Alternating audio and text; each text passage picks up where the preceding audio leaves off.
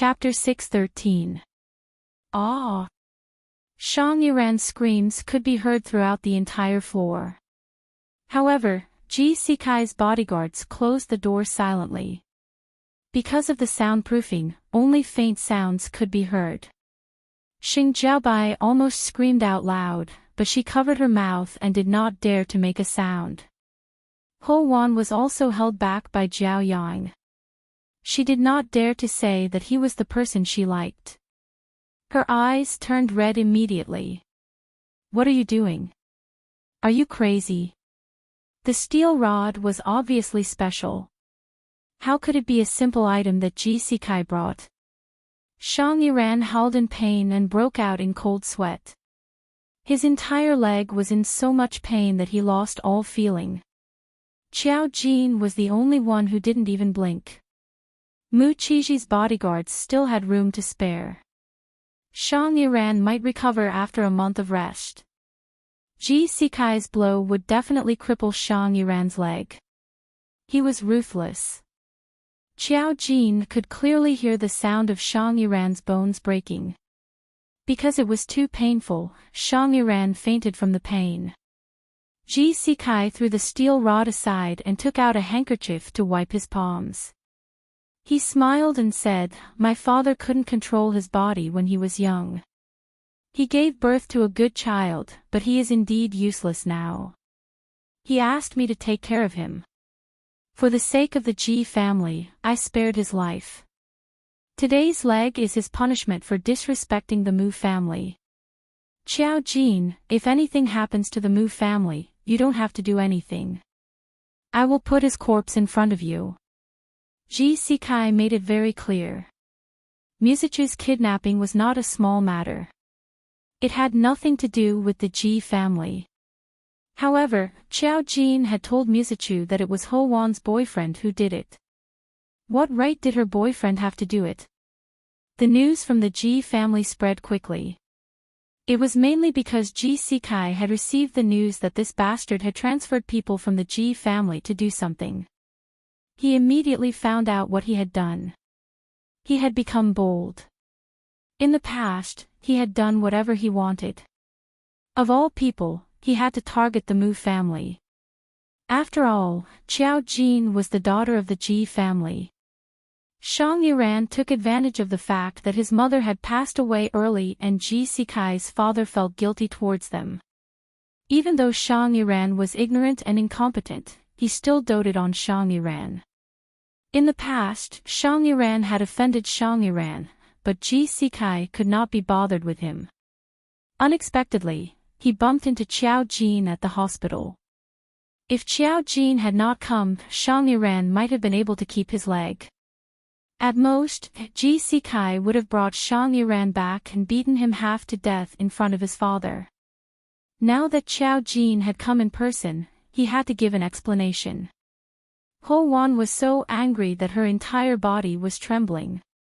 She didn't expect that Ji Sikai would be able to move his hands so easily in front of so many people. Even if she was a spiritual reader, there was still Qiao Jin here. Qiao Jin was expressionless when he saw Shang Yiran's broken leg. After hearing Ji Sikai's words, he turned and left. Xing Jiaobai's tears kept falling. This brother of hers had never been nice to them, but most of the time, he just ignored them.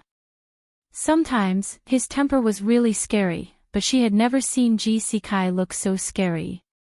He broke Shang Yiran's and his younger brother's legs, but he didn't show any emotion. He even looked as if he was dealing with something dirty that was an eyesore. After Qiao Jin left, he stared at Shang Yiran, who was lying on the bed, with a gloomy gaze. After a while, he clicked his tongue and left too. After he left, Xing Jiaobai finally dared to cry out loud. She shouted at Shang Yiran, "Brother!" Chapter 614. Shang Yiran was in the hospital, so he was saved in time. No one dared to object to the Ji family's matters. Shang Yiran was being treated by the doctor. When Ho Wan walked out of the ward, her hands and feet were trembling. Her lips were pale. This happened because of me. I shouldn't have been with Muchiji. Zhao Yang sat by her side and looked at her worriedly. Do you think my words are unpleasant? Let me tell you the truth. Shang Yiran is like that. No matter who you look for, whether it's Muchiji or not, it's only a matter of time before he comes looking for trouble. Wan, you have to pay the price for your choices.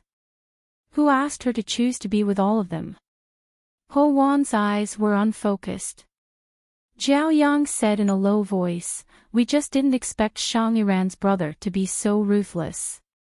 That man didn't even blink when he hit Shang Yiran. He was obviously not an ordinary person.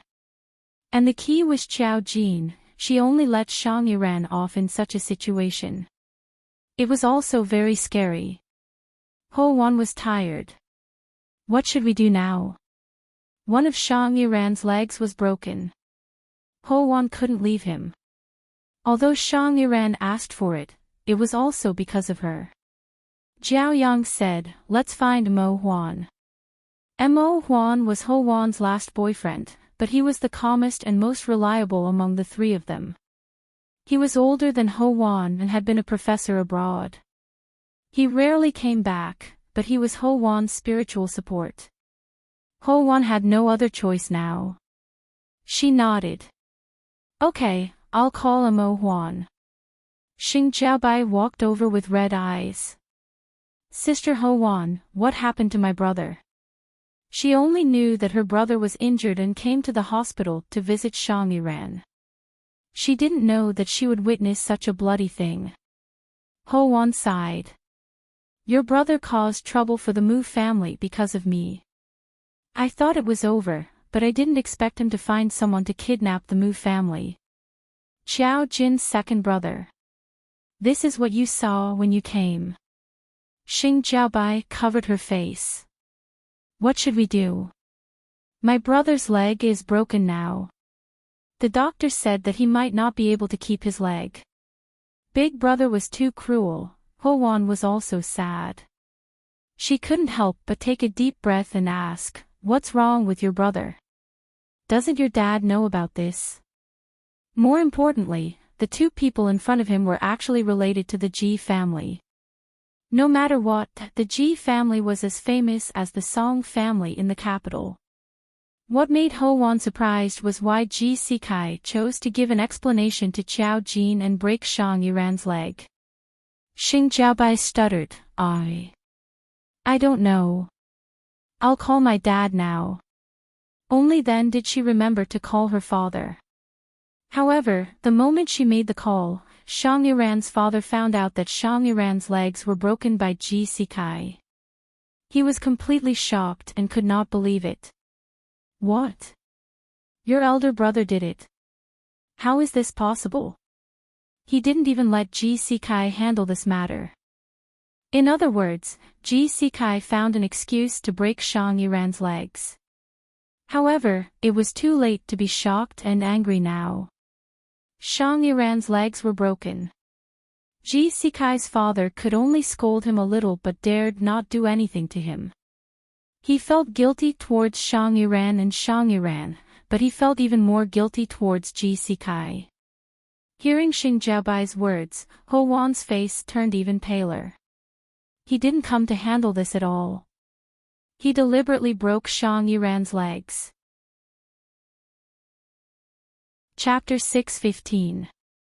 When Qiao Jin returned to school, he received a call from Song Yanqing. I heard that something happened to Chi-Chu. He said that he didn't want his family to worry, but Musichu had taken the drug and there were still traces of it in his body. The infirmary found it out and felt that this was not a small matter, so he called the Mu family to inform them. The Mu family knew about it, and even Ji Sikai knew about it. Naturally, Song Yanqing knew about it too. It had only been 2 hours since Musichu's accident, but they received the news so quickly, which indirectly proved the ability of these big families to collect information. After all, it was impossible for Musichu's accident to spread. Fortunately, something happened and he was rescued. It's not a big deal. Xiao Jin answered straightforwardly. Something unexpected happened. Song Yanqing immediately asked, what happened? Xiao Jin said, I met Ji Sikai. The person who kidnapped Musichu was Ji Sikai's younger brother.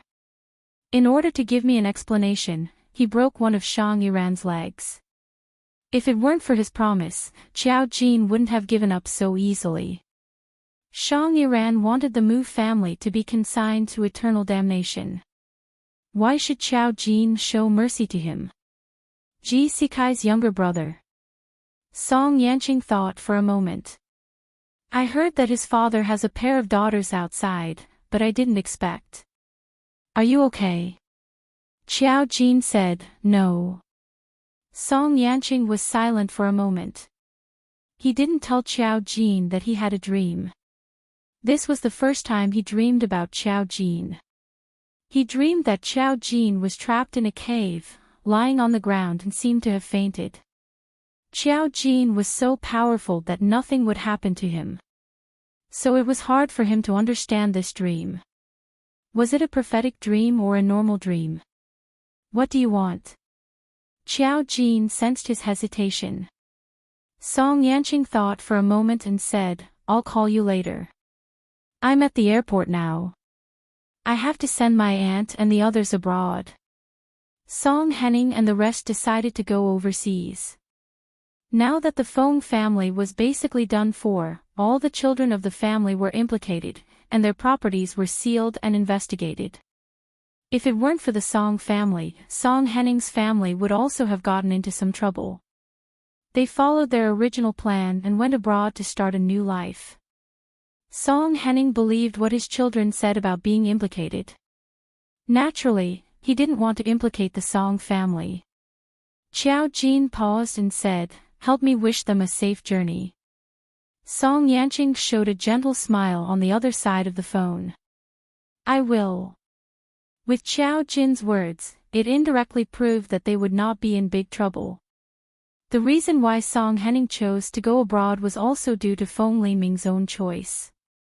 The Feng family had done so many things, and he didn't want to see the faces of the victims in the country. Even if he was never involved, he was still a member of the Feng family. This was something that couldn't be helped. Song Yanqing was going to send Song Henning abroad. He was waiting for the security check when suddenly there was a huge noise at the airport. There were also sounds of excitement. At the same time, he had a hunch. Ford Dyland, Ford Dyland. Ah, my Prince Charming is here. God. The plane has landed. Get ready. We must get first-hand information. All kinds of noises came into his ears from all directions. He just paused for a moment, then curled his lips and smiled at the security staff. He took out his documents and passed the security check. Chapter 6:16. Fredland had officially arrived in Huaxia. This news quickly became the #1 trending topic. If you asked who Fredland was before, perhaps some people wouldn't know who he was. But now that you asked who Fredland was, everyone knew that he was a European and American superstar. He was mixed blood and had inherited his mother's perfect looks. When he debuted, he appeared in a popular American drama. With his superb acting skills, he won this year's Best Actor award and became the perfect young man that countless European and American fans went crazy over. He was too perfect. He was like a proud son of God since he was young. He graduated from the best school and obtained a doctorate at a young age. Then, he became a big hit in the entertainment industry. Because his life was a miracle, he was known as the Son of God. This was a very high praise in Europe and America. Now that he was in Huaxia, he was worshipped like a god. The moment he walked out of the airport, dozens of bodyguards surrounded him. The entire airport was filled with the screams of his fans. So when people saw him, they all shouted, "Fredland, we love you. Aw, aw, aw, aw, aw, aw, look at me, look at me."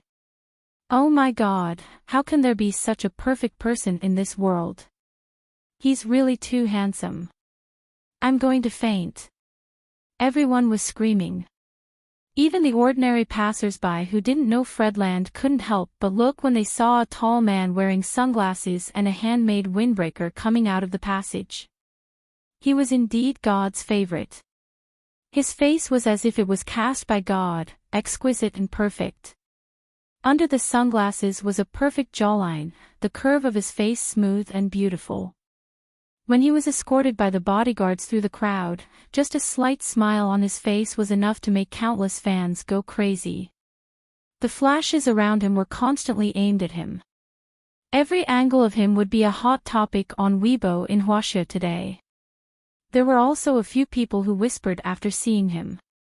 He's quite good-looking, but the man I saw just now, I think he's better. If I hadn't seen the person who just passed the security check, Fredland would be the most handsome person in my heart.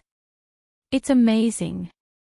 There are still handsome guys in this world who belong to the same world as us. Oh my God, that guy just now must be a real rich young master. I can't think of a better adjective other than the words elegant as jade. That temperament is simply amazing, just like an immortal. Ah, it's a pity that I didn't manage to take a picture. That handsome guy also has a lot of bodyguards around him, sigh. Because the crowd was too crowded and passionate, even the dozens of bodyguards were barely able to get through the crowd and into the private van. There was still a group of crazy fans screaming and chasing after the van. If it weren't for the armed police maintaining order, the airport would have collapsed. After they got into the car, Fred's manager wiped his sweat. This is too scary. China is indeed the country with the most people. The number of fans here is even scarier than you are in the US. Fordland curled his lips and revealed a seductive smile. His voice was quite low and magnetic. Is the next stop Yanhui University? The manager looked at the schedule and nodded, yes, but we'll be heading to the hotel first. Tomorrow, we'll be giving a speech at Yanhui University, and the day after tomorrow, we'll be shooting the commercial. Also, when he said this, he suddenly hesitated. Chapter 6:17. Ford glanced at him. What's wrong? The agent looked at him awkwardly. When we came, Sir said that we had to go back after the shoot. You can't go anywhere in private. Fredland was so popular because his mother and father were both superstars. One was a superstar from Europe and America, while the other was a popular teen idol from the last century in China. In people's memories, the two of them were very colorful. They were close to becoming gods, so their son was also very perfect. Ford had been God's favorite since he was young. He never knew what defeat was. Hearing this, Ford frowned slightly. He had been to many places, but his parents had never brought him to Huaxia since he was young. Even though his father was Chinese and his grandparents had passed away in China, his father didn't bring him back to China. He was very interested in this mysterious Eastern country, but his father always rejected him. Until the last time he received an invitation from China, the price was too high. Even if his father didn't agree, Ford insisted on going to China to take a look. He had never been to China in his life. Why couldn't he see this country? But every time, his father wouldn't tell him the reason. He would always tell him sternly that he could go anywhere but China. Now that he had reached this point, his parents couldn't control him anymore. That was why Ford had this idea. That was also why he was in China now. What did China have? China was a country that was very warm to him. Everyone who saw him was careful and respectful to him, as if they were afraid that he would be angry. He had the ability to do so. But he didn't understand his parents' behavior. He didn't expect them to use his agent to control him now that he was in China. He couldn't go anywhere in private. Didn't that mean he could only stay in the hotel? Was that possible? Seeing his expressionless face, the agent knew that Ford wouldn't listen. He was an artist with his own ideas. If it was someone else, the agent would have controlled him directly. But this was Ford. Whether it was his family background or his popularity, he was the only one who could control others. Even his manager had only chosen him to manage Ford Durand because of his experience.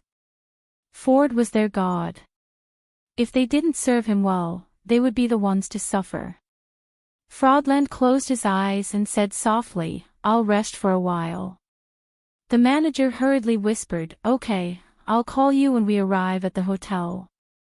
As he spoke, he took out his phone and quietly looked at the information from Huaxia. In order to be a good manager, she had to learn Huaxia, one of the most difficult languages in the world. Sigh, it was not easy. Xiao Jin, do you know that Fred Land is in Huaxia? Zhongli Peining, who had invited Xiao Jin for a meal, also received the news the moment Fred Land landed. She couldn't wait to put her phone in front of Xiao Jin as if she was presenting a treasure, revealing the incomparably handsome photos on the screen. It was all Verdeland. Zhongli Peining couldn't help but get excited. Isn't he super handsome? This is my new Prince Charming. Xiao Jin just looked at the person in the photo calmly. Chapter 618. Seeing Xiao Jin's cold face, Zhongli Peining felt a little embarrassed. That was true. The big boss had seen a beauty like Song Yanqing before. Even someone like Fred Land would at most be stunned by a mixed blood. After seeing too many of them, it would just be the same. It was normal for her not to be stunned. This was the sign of girls chasing after celebrities. If someone else felt that their idol wasn't good-looking, they would definitely retort. Only Xiao Jin wouldn't dare to say anything even if she said that Ford Deland wasn't good-looking. After a long time, Xiao Jin said, "It's okay." Zhongli Peining felt that it wasn't easy to get one. She breathed a sigh of relief and put away her phone. She couldn't help but look at the photo a few times. I used to think that Ford Deland was the most handsome person in the world. When I saw you and Mr. Song last time, I knew that the creator was so magical. He could always create a unique beauty. She sighed. Unfortunately, I'm not one of them. Xiao Jin ate her meal quietly. Seeing that she wasn't interested in celebrities, Zhongli Peining couldn't help but be curious. Don't you have anything else to do?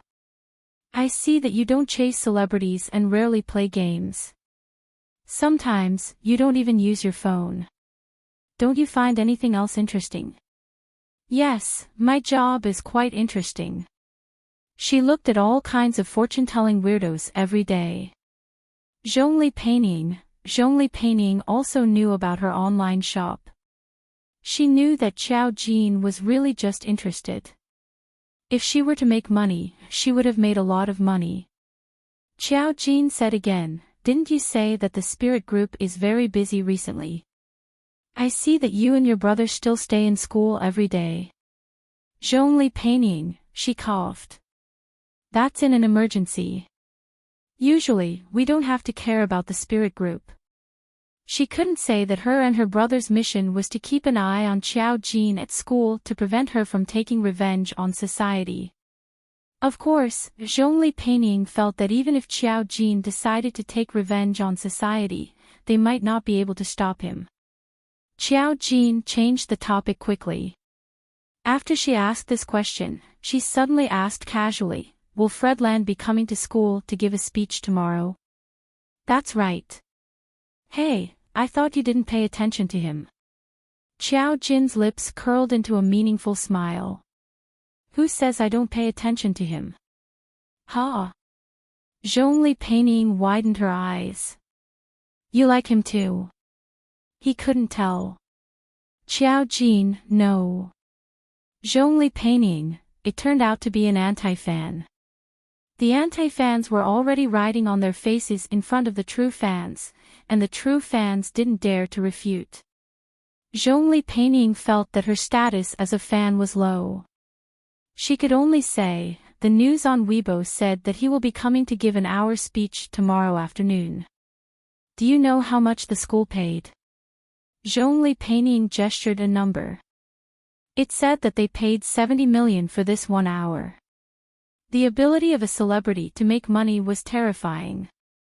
Especially since Yan Hui was a school, it didn't feel strange to invite a celebrity. Of course, that was because Fredlin's studies were excellent enough. They invited him to set an example and divert some attention. Xiao Jin chuckled. It's quite profitable. Zhongli Peining sighed. It's quite profitable. If I looked better, I would also want to enter the entertainment circle. Unfortunately, I'm a spiritual reader. My family doesn't allow us to enter the entertainment circle. They say that it will attract the attention of other families. Chapter 6:19. Zhongli Peining's words made Xiao Jin's eyes freeze for a moment. Why do you say that? Zhongli Peining realized that she had spilled the beans, but now that she had said it, she hesitated for a moment and said somewhat embarrassedly, actually, it's not just the Zhongli family and the Wanyan family who are spirit readers. There are also other families who hide in the secular world and don't reveal themselves. Moreover, there are some spirit readers who will hunt down our spirit readers' family. Hunt down. Zhongli Peining nodded. You know that there will be demonized spirit readers among us spirit readers. Some demonized spirit readers have formed groups and will hunt us down. There have always been fights between them. However, demonized spirit readers will eventually enter the demonized stage. They can't distinguish between friend and foe, so there will be fewer and fewer of them. It's just that before they remain clear-headed, they will know the existence of other spirit readers and will make a move. However, I don't know what's going on. Recently, there have been fewer demonized spirit readers in the imperial capital. On the contrary, the news from other areas has begun to increase. Xiao Jin paused. Recently, she had been tracking down spirit readers who had accidentally awakened. Regarding demonized spirit readers, there were indeed fewer of them. Just as Zhongli Peining said, the demonized spirit readers in the imperial capital had been decreasing recently. It was extremely difficult for her to meet one. This pattern was abnormal. The demonized spirit readers in an area were all randomly awakened. If there were an increase in other areas and a decrease in one area, that meant that the Rakshasa world had begun to change places. That didn't make sense. Spirit readers who could awaken demonized were difficult to find. Wouldn't it be unwise to give up such a large place like the imperial capital? Most importantly, her formation still needed demonized spirit seeds. However, thinking of this, Xiao Jin wouldn't tell Zhongli Peining. Zhongli Peining whispered, "Don't tell anyone what I told you. These are the secrets of the spirit group. They shouldn't be said." Xiao Jin, okay. Zhongli Peining felt a lot more at ease. Didn't a few demonized spirit reader master spirit seeds disappear a while ago? We suspect that someone has a way to steal the spirit seed. However, if anyone can use the demonic spirit seed, they would have long turned into a demon. The spirit group was still suspecting you before, but now they are all gone. Because it was a demonic spirit seed. It was impossible for a spiritual reader to use a demonic spirit seed. This was a consensus. Even the families of spiritual readers who knew about the existence of array masters thought so. Even if he obtained the demonized spirit seed, he would definitely be corrupted after using it. How could he remain conscious? However, they had no idea that there was such a pervert in this world. Xiao Jin's lips twitched, but he didn't say anything. At this moment, Song Yanqing called Xiao Jin. She said to Zhongli Peining and went to the side to answer the phone. Song Yanqing's voice was elegant and mellow, giving people the most direct enjoyment. Have you seen the news? Fred Land has already come to China. I saw it. His fans were talking about him in front of me just now. Song Yanqing chuckled. What did you say? I said that I don't like him. Is that so? His tone became gentler. If he didn't switch my fate, would you still like him? Of course not. Xiao Jin frowned. I don't even know him and I'm not familiar with him. Why would I like him? In her impression, she would only like those whom she knew and was familiar with. Chapter 620. She liked the Mu family and Song Yanqing. Well, it seemed that she couldn't express herself so casually in modern society. Xiao Jin didn't say it out loud. Song Yanqing said, Actually, I called you just now to tell you something. I had a dream. What dream did you have? Song Yanqing said, I dreamed that you were trapped in a cave. I couldn't see clearly. It was raining, and you were wearing thin clothes. You were lying on the ground and passed out. Because there was no other information, I couldn't tell when it happened.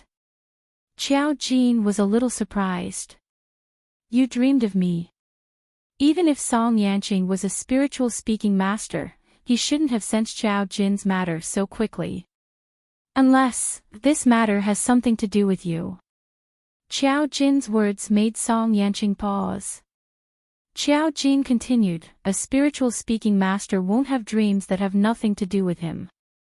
If he wants to know something, he just needs to see someone else. Since you can dream of me, it means that this matter has something to do with you. Would I be lying in the cave or passed out? She thought for a moment. Under normal circumstances, this kind of thing won't happen to me. Your ability is still unstable. What you dream may be true or may be changed. As for whether it's true or not, I can't say for sure. After Song Yanqing heard this, he was a little worried. It has something to do with me. Could it be something that will happen a long time later? It's hard to say. It might be soon, or it might be a long time later. And under normal circumstances, Xiao Jin wouldn't have the scene in his dream. Accidents couldn't be ruled out. Xiao Jin could only speculate so now. Of course, it was possible that the backlash had forced her to this point. But she wouldn't let herself fall into a desperate situation. Since Xiao Jin couldn't guess it now, Song Yanqing said, If there is more information, I will tell you. In short, you still have to be careful. I know. She would not refuse Song Yanqing's kind reminder. She added, Feudland will be giving a speech at my school tomorrow. His life providence is very strong now. I can't see anything on him unless I have the chance to touch him and set up an array formation on him. No need. Song Yanqing said, Not everything needs to be like this. I'll find out what you want to know. I'll take the opportunity to investigate this matter when I go abroad. Now that Fredland isn't abroad, their focus will definitely shift. This is a good opportunity for me. After saying that, he added in a deep voice, Don't touch him. Xiao Jin froze for a moment, then said, Got it. You have to be careful when you're abroad. Song Yanqing smiled with satisfaction and said softly, Don't worry, I'll be back soon. After hanging up the phone, Xiao Jin thought for a moment. It was easy to say not to run into Fredland, but there were other ways. What if the person who switched life providences came to the imperial capital this time? Moreover, Song Yanqing was still alive at the age of 25, which was suspicious in itself. Xiao Jin was now a spiritualist and had a high sense of danger. He had killed all of Joanna's array masters last time, so Xiao Jin wasn't worried that he would encounter anything overseas. If he really encountered fatal danger, Xiao Jin would be able to appear by his side immediately. He would wait until Fredland came to Yanhui to give a speech tomorrow before making a decision. Returning to his seat, Zhongli Peining blinked. Are you done talking to Mr. Song? Chapter 621. Xiao Jin looked at her. How do you know it's him? Zhongli Panning giggled. You only know how to talk to Mr. Song for so long. After such a long time, she had a habit of answering the phone. Xiao Jin chuckled and didn't comment. Really? Zhongli Panning nodded. Xiao Jin thought for a moment. I have a lot to talk to him about. The world of a psychic was so complicated. Zhongli Panning, I understand. Xiao Jin, what did she understand? Zhongli Panning didn't say much and quickly followed Xiao Jin back to the dormitory. When they got back, they saw a dazzling scene. She didn't know where the straight-A student had bought a huge poster of Fredland and pasted it next to her bed. Zhongli Panning saw it and exclaimed, Jingyi, do you like Fredland too? Xue Jingyi glanced at her. No, he used to be a very famous koi fish in school. Thanks to him, I'll get first place in the exam. I hope I can get first place in this national math competition. Xiao Jin, Zhongli Panning, this was another world that they couldn't understand. Does Fredland have this effect? Zhongli Panning touched her chin. I might as well put one up too. My exams have been a bit difficult. After all, it was a prestigious school. Her grades couldn't be too bad. Xiao Jin didn't say anything. She glanced at the poster Xue Jingyi had pasted. Fredland looked at the camera with a gentle smile. It was easy to be mesmerized. Xiao Jin's eyes were clear. Soon. Since he was a thief, he wouldn't be able to hide for long. The next day, Fredland's arrival caused a sensation in the school. The school had already informed the students to go to the auditorium to watch the speech. Every student was very excited. There were even students from the neighboring schools who wanted to come in and take a look, but they were not allowed. Even the boys who weren't very interested in Fredland would look at him because of his celebrity status. This time, the speech would be broadcasted live. At the appointed time, Fredland finally arrived. The entire auditorium burst into cheers as they watched the godlike man finally descend upon their school. Fredland stood on the stage with an elegant and modest smile.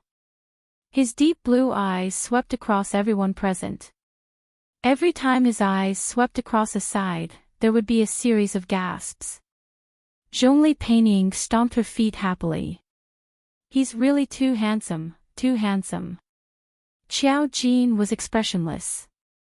She had a calm expression on her face, which made her stand out from the crowd. Moreover, she wasn't looking at the stage. Out of the corner of her eye, she was looking around the auditorium. The auditorium was very large, and it could accommodate tens of thousands of students. However, Xiao Jin saw that there was a constant flow of black gas around the auditorium. Within that mass of black gas, there were some whispers that made one's mind go blank. It was like a demon seducing people's hearts. The voice was low and thin. It was fragmentary and seemed to be saying something. Xiao Jin frowned slightly. The aura of Rakshasa realm. Indeed, Fredland had swapped Song Yanqing's life providence. Song Yanqing had attracted Rakshasa realm to begin with. Now, even Fredland, who had swapped life providences, could attract Rakshasa realm. It was obvious that Song Yanqing's original life providence was stronger.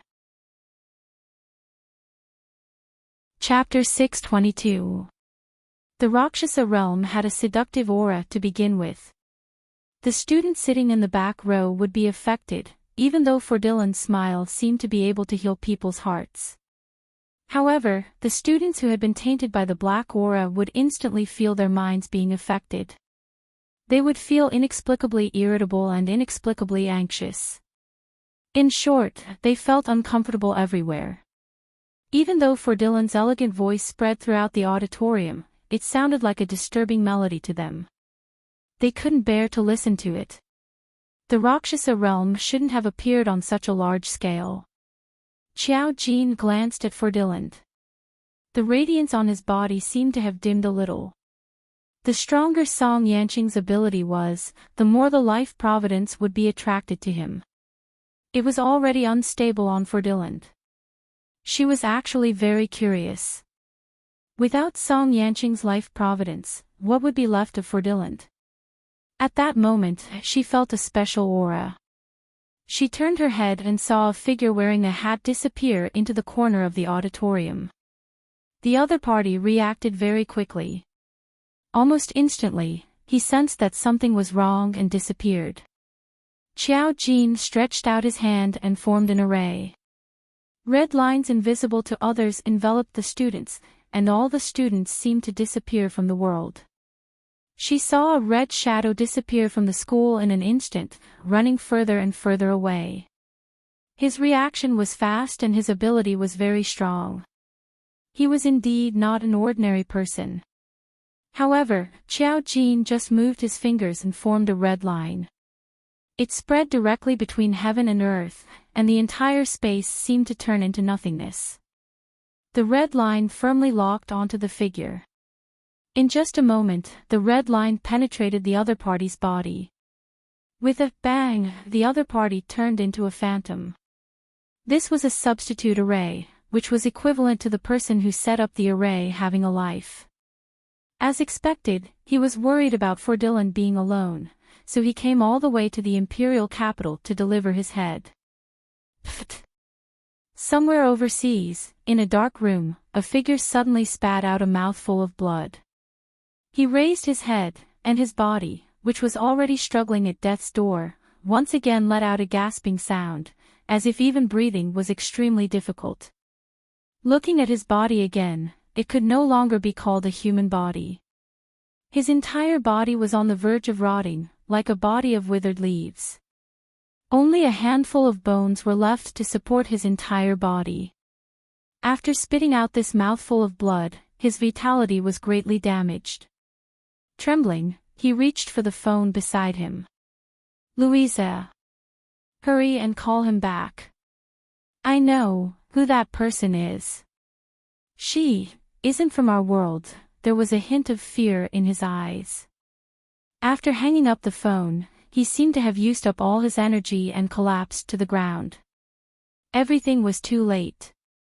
He was getting weaker and weaker, unable to hold on any longer. His opponent could no longer be described as powerful. If he dared to show his face again, he would definitely die. He closed his eyes and fell into a deep sleep. At this time, Fredland, who was giving a speech in the school auditorium, suddenly changed his expression. He felt a little uncomfortable. There was an indescribable discomfort. His entire body felt very uncomfortable, but he couldn't pinpoint exactly where it was uncomfortable. Seeing that he suddenly stopped his speech, the agent below the stage was a little nervous. The principal and the others were also a little confused. Fredland looked at everyone and revealed an apologetic smile. "I'm sorry, everyone. I'm not feeling well right now. Can I pause for 10 minutes? The leaders below the stage looked at each other. In the auditorium, most of the students said loudly, "Okay." Chapter 623. Although they'd agreed to let him rest midway, they still didn't understand what was going on. They whispered to each other. Some sharp-eyed people saw the discomfort on Ferdinand's face and immediately felt sorry for him. Did he get sick because he wasn't acclimatized? It's very possible. I heard that Ferdinand has never been to China before. I hope he'll be fine after resting for a while. Zhongli Peining whispered to Qiao Jin, "What's the situation now?" Qiao Jin said, "I don't know." Although she said that, her eyes became clearer. Ferdinand's abnormal situation proved that the substitute she just dealt with was the person who had swapped fate. Because something had happened to the other party, he was in danger. Ferdinand's fate was also in danger. She watched coldly as Ferdinand was taken away by his manager. "What's wrong with you? My God, you can't be in trouble halfway." The manager looked panicked. Although they had a sense of superiority, China had spent so much money to invite them here. Moreover, this was a famous aristocratic university with countless famous people. If Forteland wanted to be a big shot, he had to look at the place. Forteland just frowned, his handsome face looking uncomfortable. I just feel uncomfortable. I don't know why. Uncomfortable. The manager's eyes widened in horror. To them, Forteland's entire body was valuable. Nothing could happen to him. Where are you feeling uncomfortable? I'll call a doctor for you now. Forteland waved his hand. No, I need to rest. Thus, he asked for a 10-minute break. At this moment, Fredland's phone rang. He was going to give a speech, so he naturally couldn't have his phone with him. He had his manager take care of it. The manager glanced at it and immediately handed it to Forteland. It's Louisa. Louisa was Forteland's mother. Forteland was a little surprised. He picked it up and heard Louisa's terrified voice. Forteland, come back from China immediately. I've already asked your father to arrange a private plane. You can't stay there any longer. I want you to come back immediately. Due to the urgency, Louisa's voice contained a rare trace of panic, completely destroying her usual elegance. One had to know that his mother was the most beautiful pearl of the last century. She had been elegant and noble all her life and had never lost her composure like this. And now, she seemed to be facing a great panic. Why? Frodland frowned. My speech isn't over yet. This is my job. You should at least wait for me to finish my work. No. Louisa insisted, you have to come back immediately. The bodyguards we arranged have already gone over. Listen, someone is going to harm you. You can't stay in China any longer. Disadvantageous. Who would harm me? Mother, do you know that if I break the contract now, I'll have to pay tens of millions of dollars? Huaxia was generous, but there were restrictions as well. This kind of price was at least 5 times the price. If Fredland broke the contract, he would have to pay 5 times the price. Hearing this, the manager beside him shuddered. Tens of millions of dollars was a sky-high price in the European and American circles. Even for Ford, it wasn't a small amount. Of course, for his parents, it wasn't much. We'll arrange for someone to compensate you for breaking the contract. Anyway, you have to come back now. Chapter 624. Because Louisa's voice was too hurried and panicked, Fredland hesitated. Who in China would harm him? Just as he was thinking, a group of men in black walked in. They were all tall and wore black clothes and sunglasses. They said to Fredland in fluent English, Mr. Fredland, your parents asked us to take you to the airport. Your mother wants you to return to New York immediately. Fredland was unhappy for a moment. This was because his mother was forcing him, and he hated it the most when someone forced him. But he could hear the panic in his mother's voice.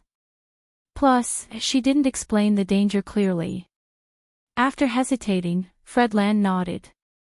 The manager had no choice but to clean up Fredland's mess with a bitter face. If he suddenly decided to leave, China would definitely say that he was acting like a big shot. He didn't know how it would affect his reputation. Fredland was taken away from the back door. The manager went to explain to the school leaders. Hearing that Fredland wasn't feeling well and had left, the school leaders were dumbfounded. You guys don't care about international credibility at all. We gave Mr. Forteland a sincere price for him to come to our school and give an hour-long speech. It's only been 20 minutes, and you're telling me that he's not feeling well and has left? They were used to being leaders. Naturally, they weren't afraid of a small celebrity manager. Plus, there were leaders who didn't agree with inviting a celebrity. This was like poking a hornet's nest. If they went back and said something, it was unknown if Fredland would still be able to step into China in the future. Seeing their ugly expressions, the manager broke out in cold sweat. Sorry, really sorry. It's just that Mr. Fredland's body couldn't take it, so he had to leave. We'll definitely compensate you for breaking the contract. We're really sorry. We promise that if there's another chance, we'll come to Yanhui for free and give another speech, okay? Some school leaders snorted and left. Others stayed behind to negotiate with the manager. No matter what, for Dylan's departure showed that he didn't care about Yanhui at all. The students on the stage saw the leaders go backstage one by one. After a while, someone left with a gloomy expression. In the blink of an eye, 10 minutes had passed, and Fredland still hadn't come out. Not long after, a student who happened to go to the toilet sent a message. Fredland left the school, I saw it. He was taken away by a group of people. They seemed to have left in a hurry. You don't have to wait anymore. The leader was so angry that he came out and said that he went back on his word. When the news spread, the whole school was in an uproar. Not all of the people here were his fans. Some of them expressed their dissatisfaction at that time.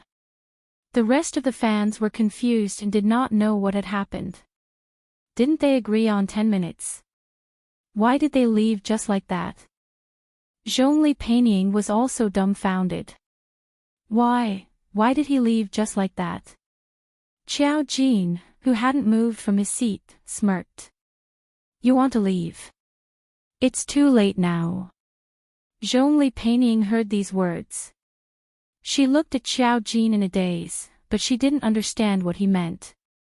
Of course, Qiao Jin wouldn't explain. He just looked at the school hall that was suddenly in an uproar, and a faint coldness flashed in his eyes. Chapter 625. Since Dylan had come to China, how could she let him leave so easily? Of course, she would let him stay in China and wait for Song Yanqing to come back. They already knew that something might happen to Dylan, so they wanted him to go back in a hurry. Unfortunately, it was too late. Dylan was escorted to the airport. However, he was dumbfounded when he heard the news. Their private jet route wasn't approved. The news that came back was that they couldn't fly because of air traffic control. At first, Dylan thought that someone was deliberately stopping them. However, after connecting to the news network, the response was that the normal air traffic control was suddenly decided and wasn't targeted. Now, all private jets flying to China weren't allowed to fly over the capital. After Louisa heard the news, she immediately bought a ticket for Dylan to New York. However, the tickets being fully booked was one problem. Another problem was the constant delays. The inexplicable delays meant that they couldn't fly. Dylan also felt that something was wrong. Louisa was burning with anxiety overseas. They'd booked several trips for Dylan, but all of them had problems. However, once Dylan changed to another flight, the other flights would return to normal soon. All the news was that there was an unexpected situation. It wasn't that China was targeting Dylan. Dylan felt like he'd seen a ghost. After leaving school, he couldn't leave China until night fell. What was worse was that at night, there was a special situation on the TV news. Several flights to America had different degrees of special weather and couldn't take off. All the flights in the morning were delayed. The exact recovery time was still to be determined. Dylan had no choice but to go back to the hotel with his manager and stay there first. When Louisa found out about this, she almost went crazy with worry. At night, Dylan had a video call with his mother. He said to the elegant lady in confusion, "It's strange. All the flights are having problems. It seems that I'm destined not to return to New York today. Don't worry. I'll be back in a day or two." No, Louisa wasn't so relaxed. She already understood that someone was deliberately stopping Dylan from coming back. However, this wasn't a power that ordinary people could use. Dylan, you have to come back. No matter what, you have to come back. I've already arranged a ticket for you. I know you're very seasick, but there's no other way now. Dylan frowned. Mother, you should at least tell me what's wrong. Why do I have to go back? I have many bodyguards protecting me. Why are you still worried about me? That's because the person who wants to harm you aren't normal people. Louisa couldn't tell anyone about this. She just looked at Fredland anxiously. No, if she knew this, she would have stopped this child from coming to China, she would have stopped him from coming to China. However, it was too late now. Looking at his silent mother in the video, Fredland also fell silent. Because he didn't understand why his mother would reveal such a look of despair. Chapter 626. Similarly, even if he arranged a ticket, he would be trapped and unable to go back. All sorts of situations would occur. Even someone as unreligious as Dylan started to wonder if he had really offended someone. His mother's words lingered in his ears. Compared to Dylan's uneasiness, Xiao Jin had a good night's sleep. Before going to bed, Zhongli Peining chatted with her for a while and told her, I heard that Dylan went to the airport, but he didn't fly out for a few flights, so he hasn't left Huaxia yet. Xiao Jin just raised her eyelids. Really? Her tone was light, as if she didn't care at all. Zhongli Peining watched her closely and nodded. Yes. She seemed to want to know something, but she didn't know what she wanted to know. After Dylan left today, the students were dismissed from the auditorium. Everyone was angry at Dylan for leaving without saying goodbye. They thought that Dylan was acting like a big shot and didn't even give an explanation. They didn't hear any news about him not feeling well.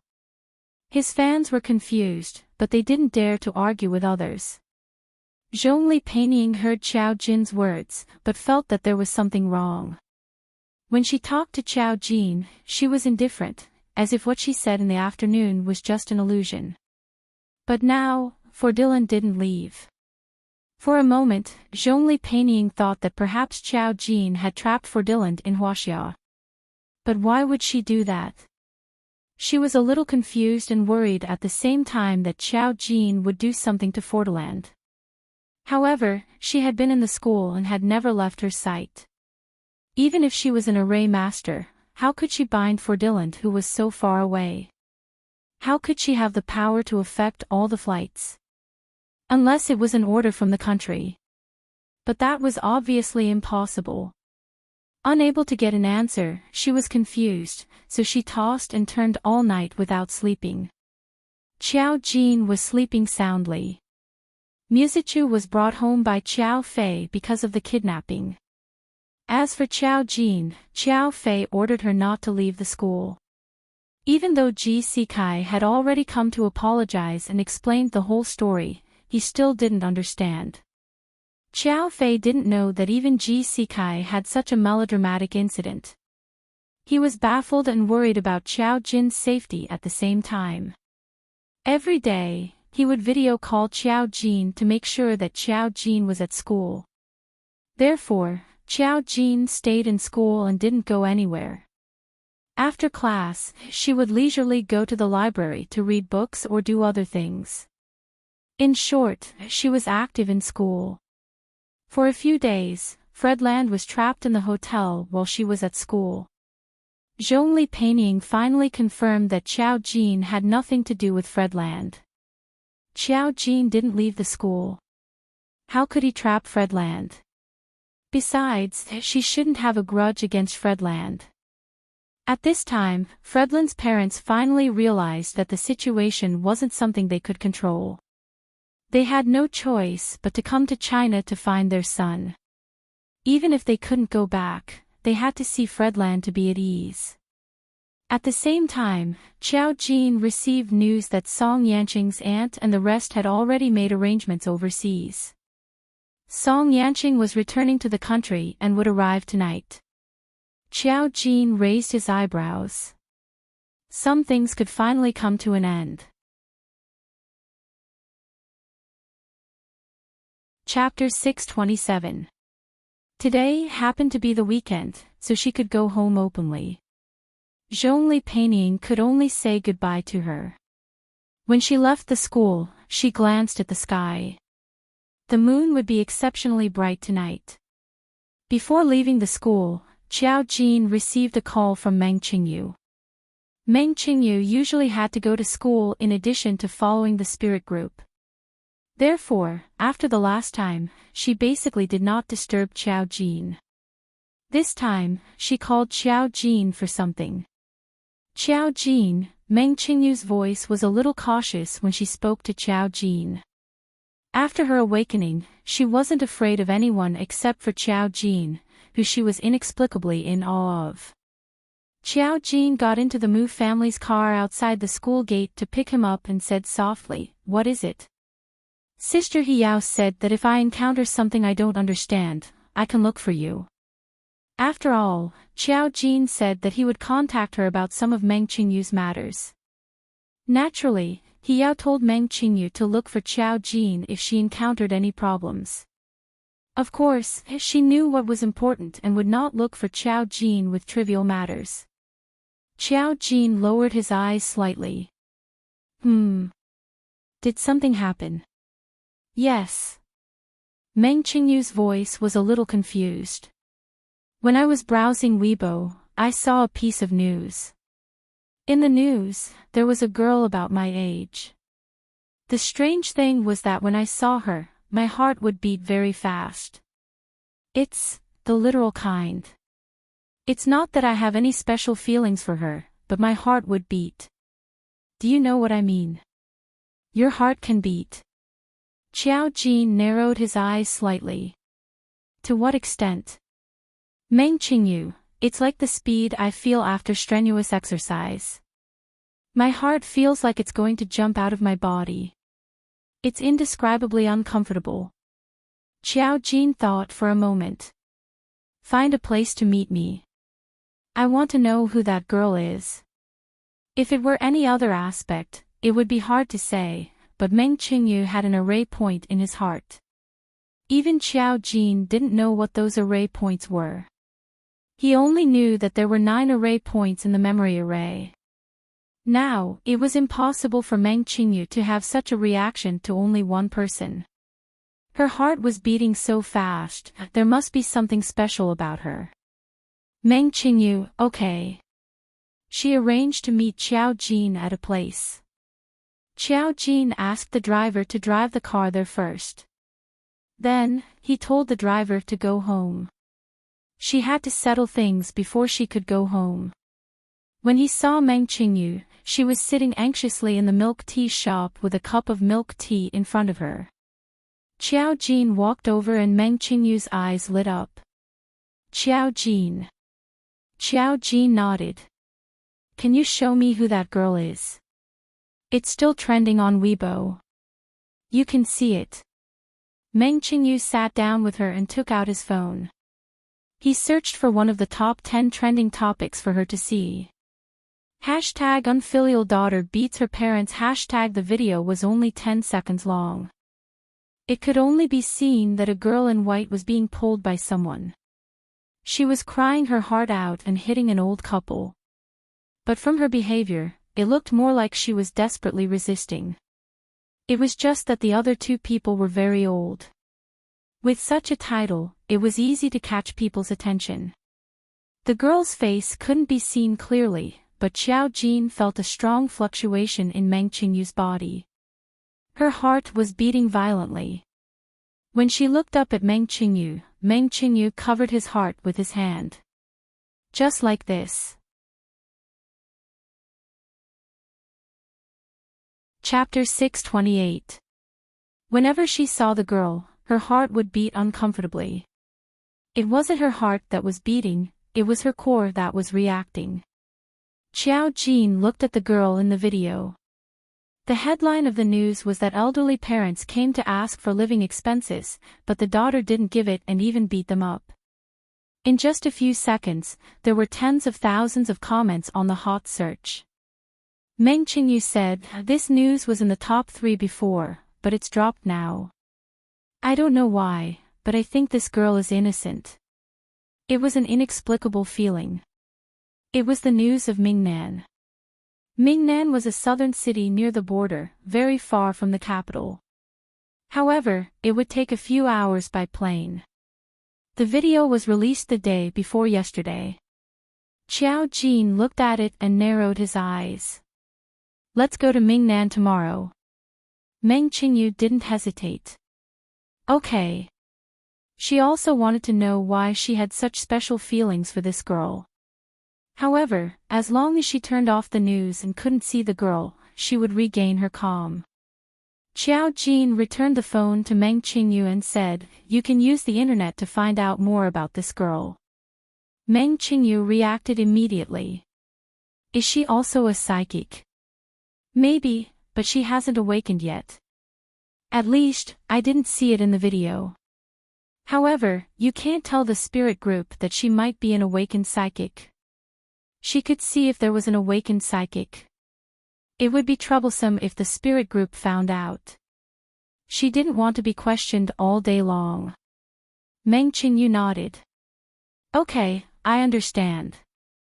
After meeting with Meng Qingyu, Xiao Jin took a taxi to the most luxurious hotel in the capital. At this time, Ford's parents had already arrived in the capital. They met Friedlander in the wine shop.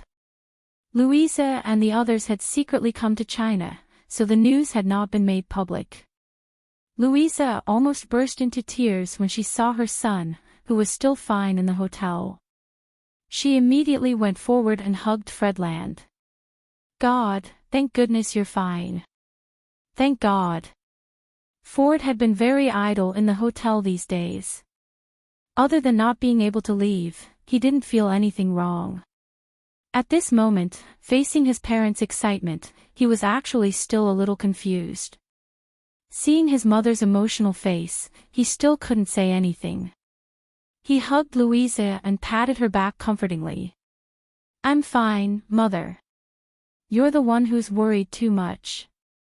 Louisa was so excited that some tears seeped out of the corners of her eyes. "It's good that you're fine. It's good that you're fine." Friedland's father had been standing aside with a gloomy expression from beginning to end.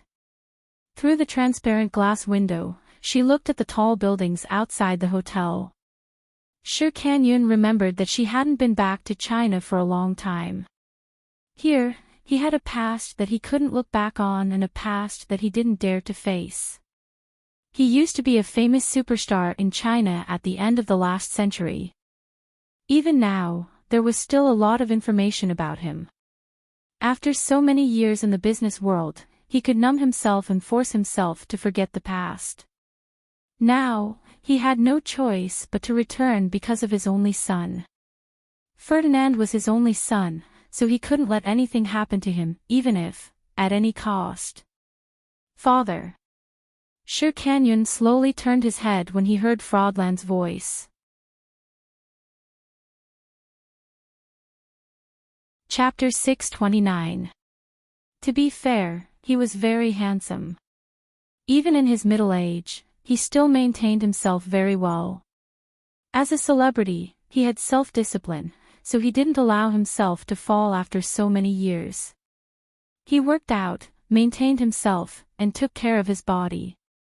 He was a mature and handsome man in his 50s who looked like he was in his 30s. He was tall and elegant. After deliberately hiding himself for so many years, he gradually restrained his sharpness. Because of this, not only did Ferdinand perfectly inherit Louise's strengths, but he also combined his strengths to become a perfect face. But was he really like this? He looked at his son's handsome face, and for a moment, he actually saw the shadow of that child. This was too terrifying. "Father." For Dylan saw that Sher Canyon was in a daze and called out again. Sher Canyon came back to his senses. I'm fine. He spoke in Huaxia subconsciously. He hadn't spoken Huaxia for many years. When he was at home, he always spoke English and never Huaxia. Now that he suddenly blurted it out, Louisa looked over. Louisa didn't speak Huaxia, but for Dylan did. Even if his family didn't deliberately let him learn, he was smart. As long as he wanted to learn, he could learn very quickly. Moreover, this was Sher Tsanyun's mother tongue. Father, you look absent-minded. For Dylan changed to Huaxia to talk to Sher Canyon. Louisa immediately refused. You can't speak Huaxia in front of me. You know I don't understand. After saying that, she looked at Sher Canyon worriedly. Guy, what should we do about our child? We can't take him away now. Guy was Sher Tsanyun's English name. Sher Tsanyun's face darkened. He's being targeted. Didn't Bernie say that? Louisa was worried. Even Bernie can't do anything. They shouldn't have found out so quickly. Didn't they say that he's abroad now? If they know that For Dylan is in Huaxia, they should be in Huaxia. For Dylan caught something, and his blue eyes were filled with confusion. Mother, what are you talking about? Louisa reacted and hurriedly restrained herself. No, we're just talking casually. She looked at Sher Canyon in a panic. Sher Canyon shook his head. Take him away first. We can't stay here for long. With that, he stepped forward and took Ferdinand's arm and Lois's hand, ready to take them away. Just as she was about to leave, she suddenly heard a lazy greeting. Where are you going? Since you're already here, if you don't take a seat, wouldn't it seem like our Huaxia doesn't treat our guests well? This voice was clear and ethereal, giving people a feeling that it was like clouds and mist. It also made people's scalps go numb. Sher Canyon subconsciously turned around. Then, he saw a girl with waist-length hair standing in front of the door of the hotel's side bedroom. She wore a light green one-piece dress that reached her knees.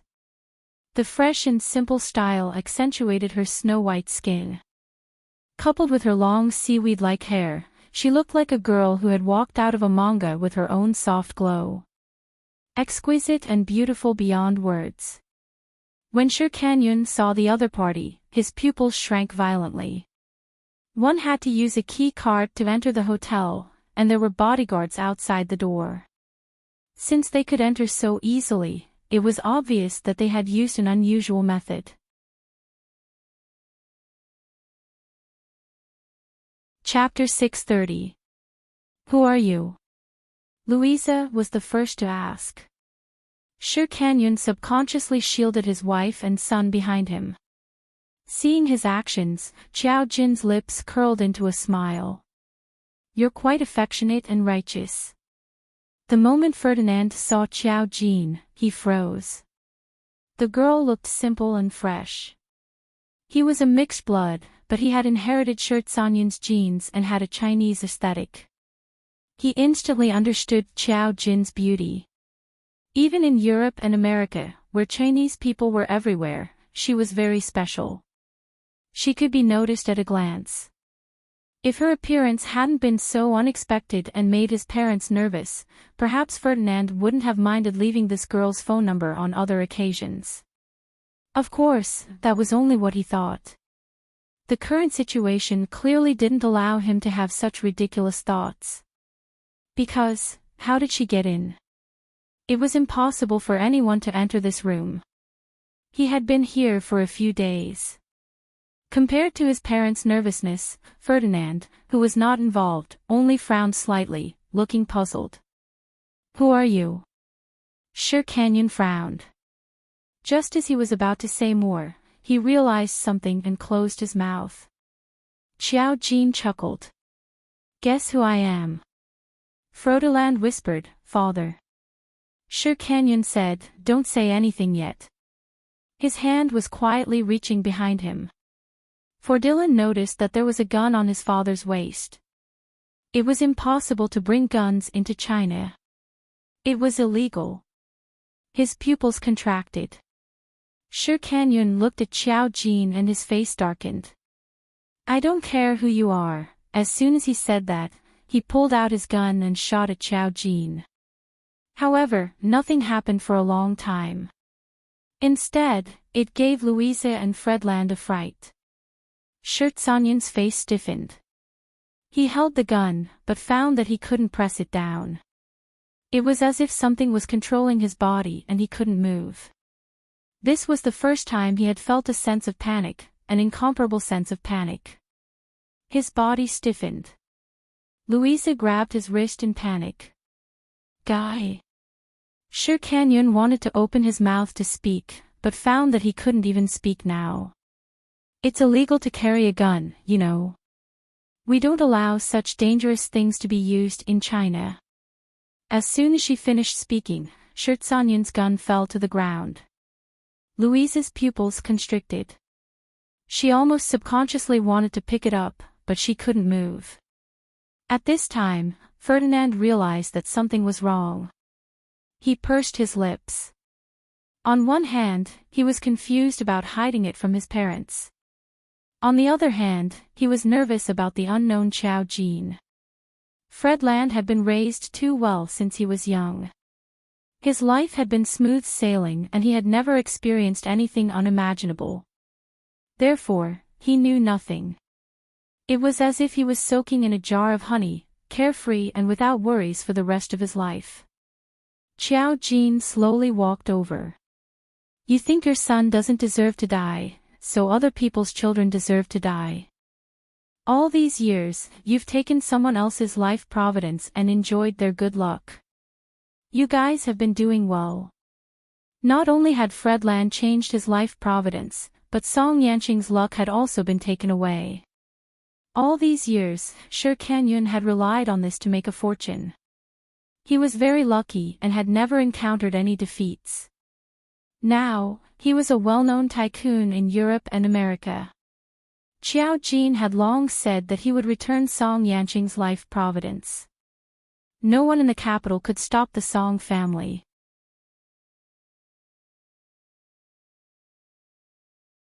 Chapter 631. Shi Kanyun's lips were trembling. The glory in front of others was just a few insignificant human beings in front of Xiao Jin at this moment. Lois couldn't understand their words, but she instinctively felt danger. Her eyes were watery, and it was obvious that she was about to cry. Ferdinand was a little stiff at this time. What do you mean by stealing fate? Shi Kanyun's face was even stiffer. What he feared most in his life was to be known by his son. He might not understand it, but he would eventually understand it. He thought this matter would be hidden for the rest of his life, but now it was still exposed. As early as when he received the news that the child of the Song family was not dead, he knew something was wrong. However, Bernie couldn't hold on anymore. They couldn't do more, but it was a disaster in the end. He should have killed him earlier. If he hadn't let him live to 25, there wouldn't have been so much trouble. Ferdinand would have been the best child in his life. Thinking of this, there was a trace of fierce regret in his eyes. He was angry that he didn't kill him earlier. Shi Kanyun didn't explain. Xiao Jin looked at Ferdinand without hesitation. He said directly, "Didn't your father tell you that your luck, IQ, and all your advantages were taken from another person?" She touched Shi Kanyun's body with her finger and saw some memories. You were very weak when you were born. Louisa was injured when she gave birth to you. You should have died young, but your parents couldn't bear for you to die, so they took away someone else's fate. You're lucky to have met such a stupid formation master who did this for you. She smiled and looked at Shi Kanyun. You relied on a woman in your last life and your son for the rest of your life. No matter how much you got, you always have to pay it back. You've lived for 50 years. Don't you understand this? Shi Kanyun's eyes were scarlet. What he hated the most was when people mentioned this matter. Compared with Shirtsanyan's gaffe, Ferdinand was even more shocked. As if he had heard a fairy tale, he was so angry that he laughed. What are you talking about? How could there be such an incredible thing? You said that everything I have is someone else's. Do you know what you're talking about? It's the 21st century. Xiao Jin just glanced at him. Do I need you to tell me that? She stepped back and looked at Shirkanyan. I won't get involved in this matter. Where it started, it should end. What do you think? After she said this sentence, the doorbell outside. No one opened the door. But the door was opened. There was no sound of a card being swiped, but the door opened automatically. The man was like a cool breeze and bright moon. He was dressed in a black trench coat and looked travel-worn. However, his eyes were filled with an intoxicating gentleness. When he came in and saw the situation in the room, he glanced at Xiao Jin and smiled gently. Are you afraid that they'll run away? Of course. The moment Shirkanyan saw Song Yanqing, his pupils shrank. Song Yanqing stepped into the room. He was such a gentle person, but he had an oppressive and suffocating aura. He just glanced at Shirkanyan with a gentle smile on his lips, but Shirkanyan felt that the most desperate nightmare was about to begin.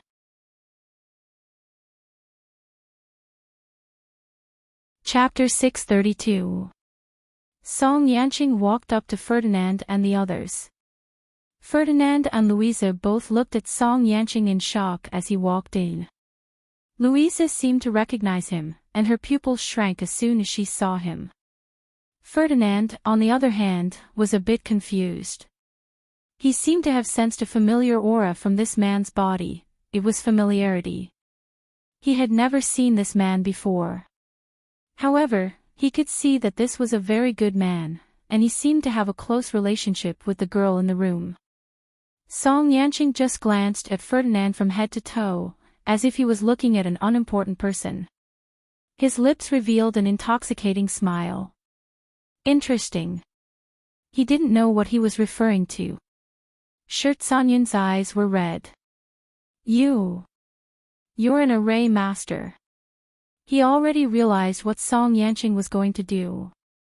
However, he couldn't move at this time, and even the words were a bit hard to say. No one answered him. Song Yanqing didn't look at Shirkanyan, but locked his eyes on Ferdinand. That pair of ink-black eyes were so mysterious and deep, as if there was a whirlpool in the deepest part of those eyes, and something was spinning inside.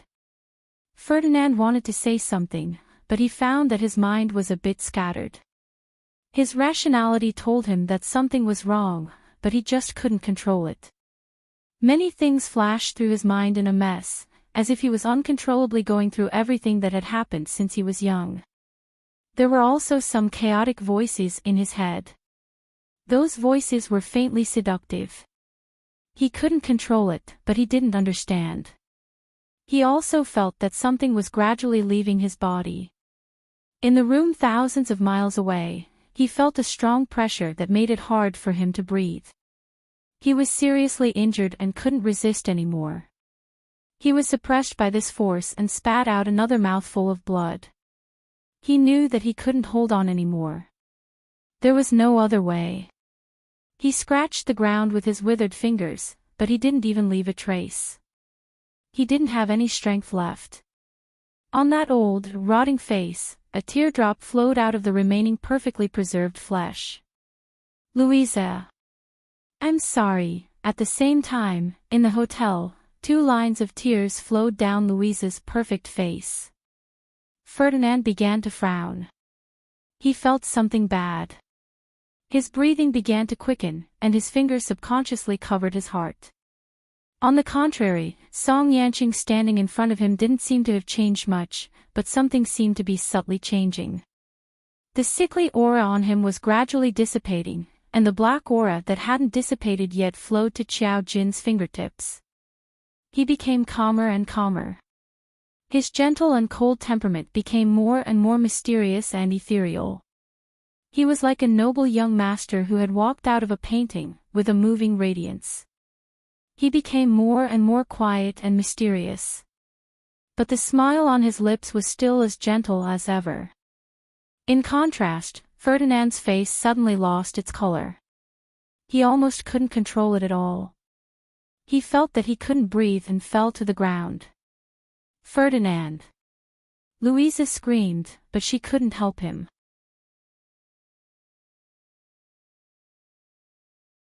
Chapter 633. Swapping life providences wasn't an earth-shattering action. It only happened in an instant. With his current strength, the array formation master behind his life providence couldn't be controlled at all. Ferdinand, who had fallen to the ground, was breathing with great difficulty as though something was strangling his neck. He instantly felt his body become extremely weak and he couldn't say a word. His face was still as handsome as ever, but compared to his previous high-spirited appearance, it was as if he had suddenly lost his luster. It always made people look a little dim and didn't seem as dazzling. Song Yanqing only lowered his eyes and looked at him quietly. Even though he had switched back, he didn't show any excitement. Shi Kanyun couldn't tell the changes in their bodies, but when he saw his son instantly fall to the ground, he finally couldn't help but burst into tears. He looked at Song Yanqing with hatred. It was said that men didn't cry easily, but it was only when they weren't sad. Shi Kanyun was truly sad, but he had never thought about why. Song Yanqing took a step back and swept his gaze across Ferdinand. He said in an elegant tone, "Don't worry, he won't die yet. It's just that his body is weak. I used to be like this from time to time." However, at that time, his life providence was still considered strong. With the Song family's protection, he didn't feel as bad as Ferdinand. Ferdinand's life providence destined him to live a weak life. With his family background, his parents could have saved his life if they had used all sorts of methods, but now, Song Yanqing narrowed his eyes slightly, but he didn't do anything else. Everything happened because of the array formation master. All the karma was borne by the array formation master. The two people in front of him didn't have any auras. This was because they were ordinary people. Song Yanqing sighed silently, as though he felt a little regretful. He turned his head and was about to say something to Qiao Jin when he saw Qiao Jin's eyes suddenly focus. His heart skipped a beat. "What's wrong?"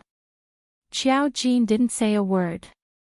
At this moment, the chandelier on the ceiling of the room suddenly swayed, and Qiao Jin happened to be in that position. Song Yanqing was shocked. Just as he was about to tell Qiao Jin to be careful, he saw Qiao Jin move. With a "thpa" sound, the huge chandelier fell down. Just based on its size, if it fell on a person's body, even if they didn't die, they would lose half their life. Qiao Jin, her backlash had actually arrived now. Moreover, there were still people in the room. She thought that they would at least wait for her to leave. Her perception and facial recognition began to decline. Qiao Jin suddenly pushed open the door and left. "I have something to do. I'll leave first." Song Yanqing could handle the rest by himself. Song Yanqing didn't know about the backlash. He just watched Qiao Jin's figure run away quickly, and his eyes narrowed. She wouldn't be so flustered. It was obvious that something had happened. And at that moment, he felt a kind of gloomy coldness. Qiao Jin had something on him. He frowned slightly and didn't follow him rashly. He just turned around and glanced at Shi Kanyun. As soon as Qiao Jin left, Shi Kanyun and Louisa lifted their restraints. The two of them collapsed and hugged Ferdinand, who was on the ground. Ferdinand's face was pale. It was just a little difficult for him to breathe, but his body was fine. But from now on, he would be like Song Yanqing in the past.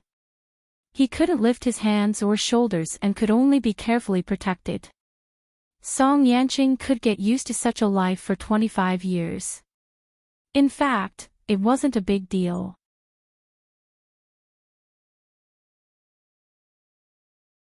Chapter 634. Qiao Jin took the stairs as soon as she came out of the hotel.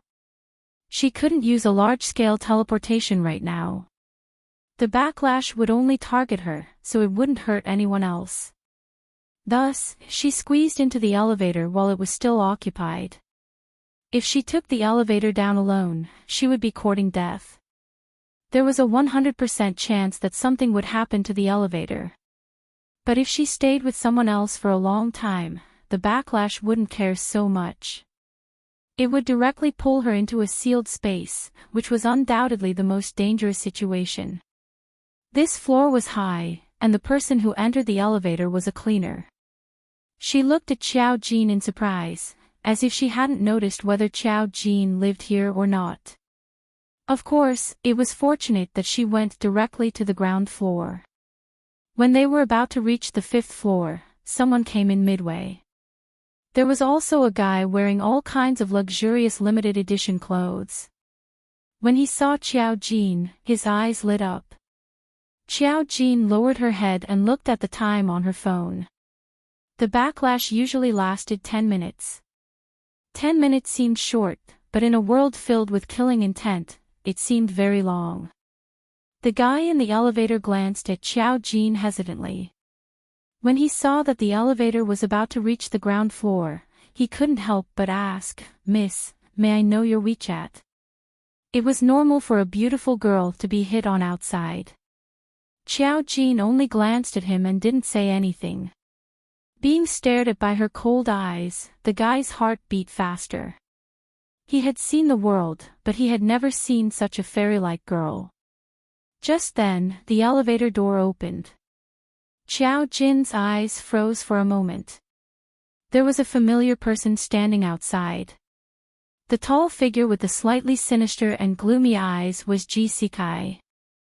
Ji Sikai clearly didn't expect to see Qiao Jin, and his eyes narrowed. Qiao Jin only glanced at him quickly before coming out of the elevator. Ji Sikai stood behind her and finally called out, "Qiao Jin." If it was any other time, Qiao Jin would have politely responded, but she didn't have time for that now. When Ji Sikai saw that Qiao Jin had left without even replying, his eyes darkened. The boy in the elevator didn't look too good to begin with, but when he saw Ji Sikai, he looked a little terrified. Young Master C. When Qiao Jin arrived outside the hotel, the security guard took a second look at Qiao Jin. Why can't I remember such a beautiful girl entering a hotel? The security guard rubbed his eyes, wondering if he was seeing things. However, just as Qiao Jin stepped out of the door, something suddenly fell from the upper floor of the hotel. The passers-by began to scream. Qiao Jin rolled forward on the spot. With a bang, a bucket almost brushed past her body. She was so close to being hit on the head. Falling from such a high place, one would definitely die if they were hit. She got up and glanced at him. Without any expression, she quickly left. In the air above the hotel, the two maintenance staff who were doing their job were scared out of their wits. They had very strict safety measures in place, and it was impossible for anything to go wrong. However, that bucket had clearly been placed properly, yet it had fallen from the middle. It had been placed on the glass. What the hell? The maintenance staff's faces were pale, and they were scared out of their wits when they saw that the bucket had almost hit someone. The hotel immediately asked them to come down and investigate what had happened.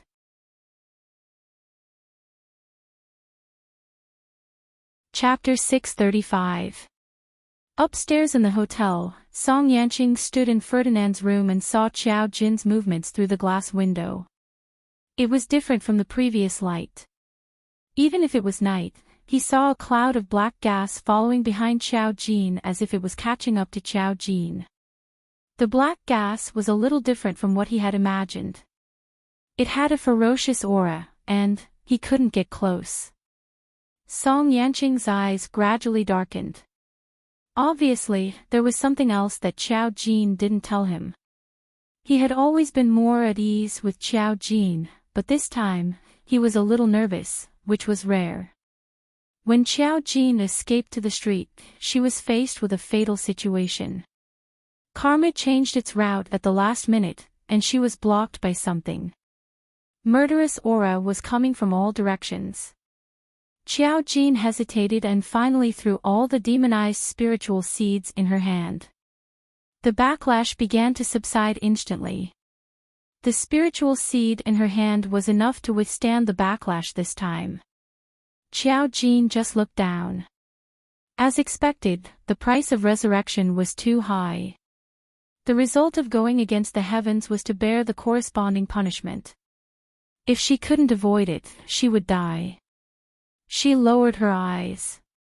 If she could choose, who would choose death? She had the ability, so she chose to resurrect. The price she had to bear was something she had to bear. She could also use others to block these things, just like those people.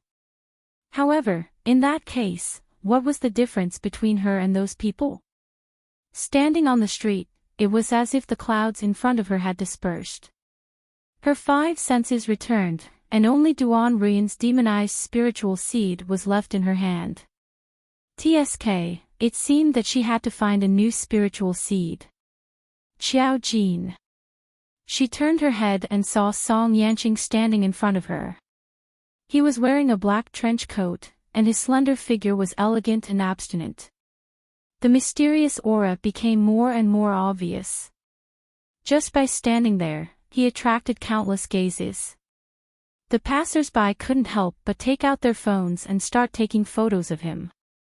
Qiao Jin hummed in acknowledgement. Song Yanqing asked, "Is it over?" Qiao Jin glanced at him. He had sensed something. After all, he had seen the backlash this time. His recovery of his life providence had nothing to do with his abilities, but now, he should be able to see some things about karma. Qiao Jin nodded. She stood there with a rare look of confusion on her face, as if she was thinking about something. Song Yanqing walked over and held Qiao Jin's wrist under the amazed and envious gazes of the surrounding people. She might feel awkward if they didn't hold hands directly. "I'll send you back first." Qiao Jin didn't go far, so he easily found her. Qiao Jin asked, "Where is Ferdinand?" Song Yanqing's tone was very indifferent. "They will return to America because that array master blocked all the karma for them. It has nothing to do with them directly. But it's good to go back. Maybe we can catch a big fish later."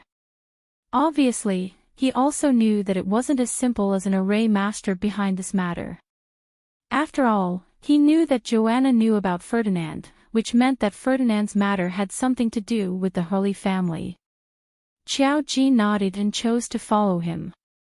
Song Yanqing informed Abo to pick them up, and he took Qiao Jin to a secluded place to wait for Abo. Song Yanqing looked down at her and saw that she was looking down at the ground.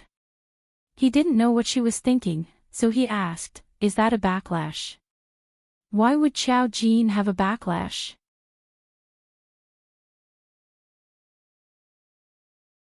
Chapter 636. Qiao Jin said that only array masters with evil intentions did something they shouldn't do and suffered karma. There would be a backlash. So in Song Yanqing's eyes, she was someone who wouldn't do those things. It was just that now there was a backlash on her body, which made Song Yanqing wonder if the Feng family was destroyed too badly, so part of the backlash was on Qiao Jin. At that time, the Feng family offended Qiao Jin. But he faintly felt that it wasn't the case. Qiao Jin just pursed her thin lips and didn't speak for the time being. In this regard, Song Yanqing was very patient. He didn't say anything and quietly waited for Qiao Jin's answer. He knew that Qiao Jin would tell him. Sure enough, after a while, Qiao Jin said, "I should have died at that time, but there is a price to pay for resurrection. She did commit suicide, but she was saved." It was just that she came back to life as a complete person. You? Song Yanqing's eyes locked on her, and his pupils contained a layer of mist, just because of this. Song Yanqing could only think of the suicide. He felt that Qiao Jin didn't simply awaken, but he didn't expect that she suffered a backlash from resurrection. He tilted his head, looked to the side, and suddenly said, "Do you know that I have always had a guess?" Qiao Jin looked at him. "What guess?" "You always say that array masters can do many things in this world, including a spiritual speaker like me.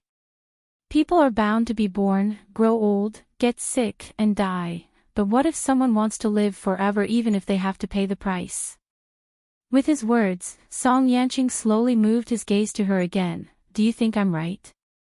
Qiao Jin raised her eyebrows. Sure enough, Song Yanqing had already guessed it. If array masters and spiritual readers reached the same extreme, who wouldn't want to live forever? It was just that it wasn't so easy to live forever, otherwise there wouldn't be karma in this world. He was also guessing if she would use another way to resurrect. It was just that this kind of resurrection opportunity was very complicated, and there would be a price to pay. Thinking of Qiao Jin's previous style and some of her styles, this idea rose in Song Yanqing's mind and never went down. Now that he saw Qiao Jin suffered a backlash, the idea in his mind had been confirmed. Qiao Jin smiled softly. "Do you think I am not Qiao Jin?" Song Yanqing asked her back, "Then who are you?" In his eyes, she was just Qiao Jin. There was no other thought. Qiao Jin said, "I've said it before. I am Qiao Jin SSSS Qiao Jin's hers grow SSSSSSS she asses was resurrected." The memories she had were from 10,000 years ago, so her personality was naturally similar to that of the past. In fact, there was an obvious difference. It was just that some people didn't dare to think about it, while others. "Young master," a Pei's voice came. Seeing Song Yanqing and Qiao Jin together again, his eyes showed understanding. As expected, he was here to look for Miss Qiao after getting off the plane. Song Yanqing only said, "Get in the car first. I'll send you back. We'll talk on the phone tonight." Obviously, he would not discuss these things with her in front of ordinary people. What he wanted to know now, as long as he asked, Qiao Jin might not necessarily not tell him. This was what he had sensed. There were countless mysteries surrounding Qiao Jin. He had just become a spiritualist, so he wasn't in a hurry at all. He just wanted to know more about her.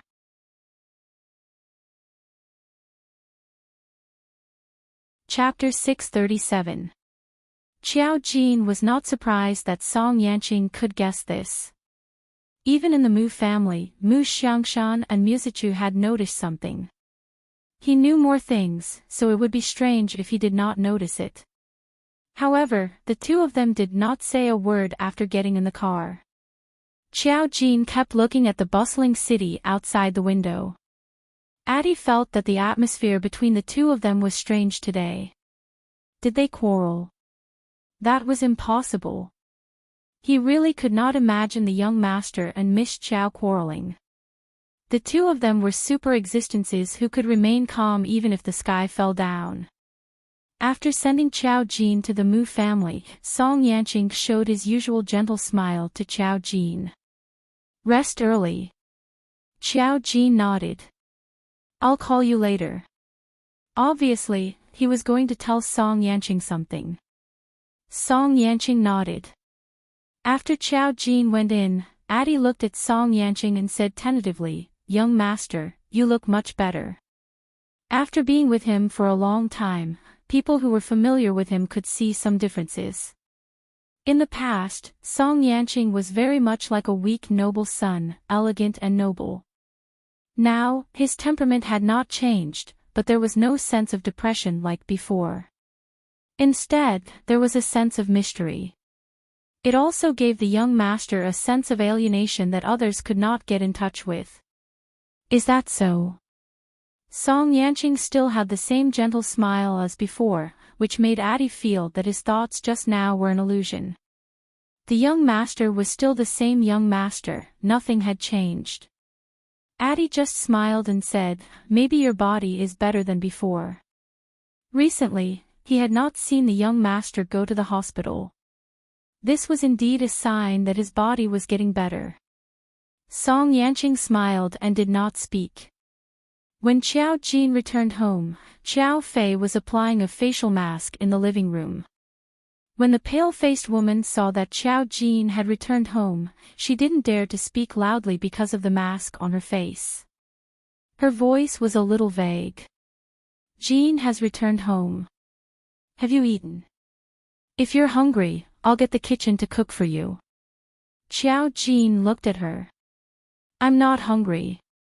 Is Chi Chu resting at home?" Musichu had been resting at home for a few days because of the kidnapping. Of course, he was studying at home. Qiao Fei nodded. When he took out the remote control, he sighed again. "Oh right, Qi Lian called back today. He even asked about you." Qiao Jin was curious. "Why are you asking me?" "Qiao Fei. I'm asking if you've become prettier." Musilian was actually asking, "Where's Qiao Jin? Has she become ugly? Tell her that if she's ugly, I won't acknowledge her when I come back." At that time, the person who answered the phone was Qiao Fei. This kind of heartless words naturally attracted Qiao Fei's rebuke. "Qiao Jin, I don't believe it." "Qiao Fei, look at Musilian's character. Even if he said something good about him now, he wouldn't believe it." Seeing that Qiao Jin was about to go upstairs after speaking, Qiao Fei sighed again. "Jin, Ji Sikai and your grandpa Ji will come to our house tomorrow. Don't go out on the weekend. Stay at home and chat with us." Qiao Jin frowned slightly. "Why is he accompanying us?" "It's because of Chi Chu. Sikai personally came to apologize. His character is quite good. He doesn't seem like what the rumors say." Qiao Fei had heard some information about Ji Sikai. It was just that he had a bad temper. The last time they spoke together, Ji Sikai seemed much more normal compared to the time when Qiao Jin went to the hospital for a paternity test.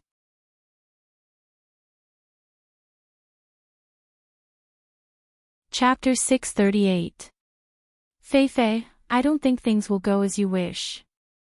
Qiao Jin sighed. "I have to go to Mingnan City tomorrow. I've already booked a ticket." "You're going overseas again?" Qiao Fei turned around and looked at him with a serious expression. "Why do you always go overseas? Is it with Lord Song again?" In Qiao Fei's eyes, Qiao Jin would only run around with Song Yanqing. Qiao Jin said, "Of course not. Don't I have other things to do? You're still so young. Tell me, what are you going to do?" Qiao Fei put her hands on her hips, ready to act like a mother. "Am I spoiling you too much? Look at you running around when you're not home." Qiao Jin pursed his lips. "I'm going to Mingnan City with my friends for 2 days." Qiao Fei, she wasn't lying. Other than checking on the girl, she was also going to Mingnan City to observe the local customs. After all, Qiao Jin had come to this world, and every city was new to her. There was nothing wrong with going on a trip. Qiao Fei choked. It was fine if it was something else, but going on a trip with friends meant that Qiao Jin was starting to have a social circle. It wouldn't be appropriate to reject him. She smiled awkwardly. "Can't you go later?" Qiao Jin looked at her strangely. "There are only 2 days of vacation. If I don't go on vacation, do you want me to ask for leave?" Qiao Fei, a good student wouldn't ask for leave. Qiao Fei felt helpless. Okay. She should have told Qiao Jin in advance. Qiao Jin nodded and went to her room. As for Ji Sikai, it wasn't a matter of whether or not Xiao Jin could meet him. Ji Sikai wasn't as simple as he seemed. He had a strange temper and was merciless towards Shang Yuran. It was obvious that he was cold and indifferent. He even had a spiritual psychic by his side. When he had first met Ji Sikai, there had been a spiritual psychic by his side. However, he was not a spiritual psychic. Xiao Jin lowered her eyes. She didn't see anything against her from Ji Sikai, so she couldn't be bothered to care about other people's affairs. When she returned to her room, she remembered that she had promised Song Yanqing that she would tell him something. Then, he made a phone call. Song Yanqing quickly picked up. It was very quiet on his end. Hello. Xiao Jin's clear and deep voice always had a calming power. Organizing his words, he said, "A person who is destined to die will have to pay a price for being resurrected. She was ambushed and should have died. She was just unwilling to give up, so she chose to use the array to prepare for her resurrection before she died. This was something that an array master could do. The heavens had already treated her well enough. After her resurrection, other than facing the monthly backlash, there would not be any other impact. This was the difference between her and other people. Some people might be using countless lives to pave the way for others to live. This way, the price they had to pay would be higher and higher. Once something happened, their souls would be scattered and not a trace would be left. Even their descendants would suffer." Song Yanqing heard Xiao Jin's words and narrowed his eyes. He pondered for a moment and said, "Someone harmed you back then." Xiao Jin said, "You can say that. So, you want revenge?" Xiao Jin curled her lips. "I won't live in hatred. It's just that he's someone who must die." There wasn't any hatred. In the world of array masters, it was either you die or I die.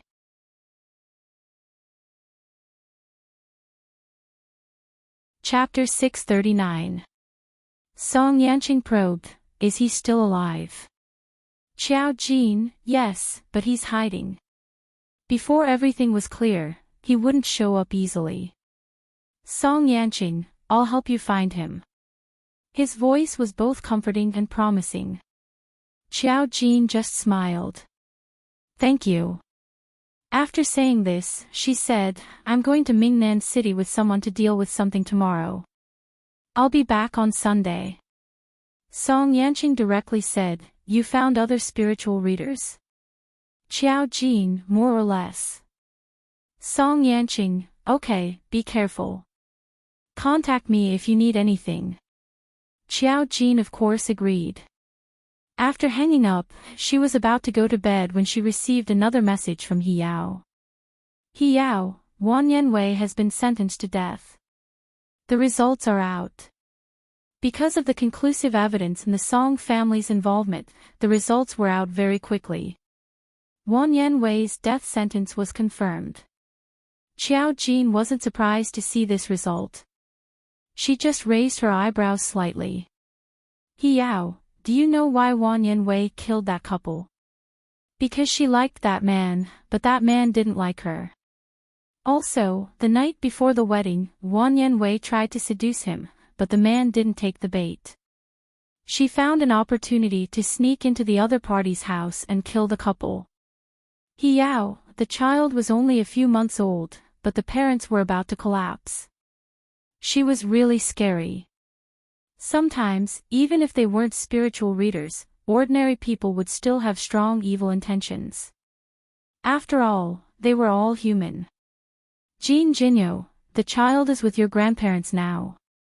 "He Yao, yes, the Wan Yan family compensated them with a sum of money.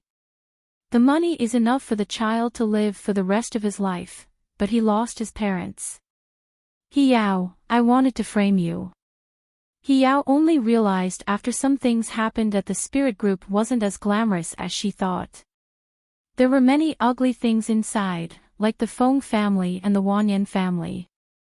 Of course, there were also good people, but in the big picture, their influence was too small. It was Jean Jinyo, MM. If it wasn't for that woman's fortune-telling, she wouldn't have intervened in this matter. Perhaps at that time, this matter would become one of thousands of incidents. Even if the Wanyan clan used their power to cover it up, no one would know.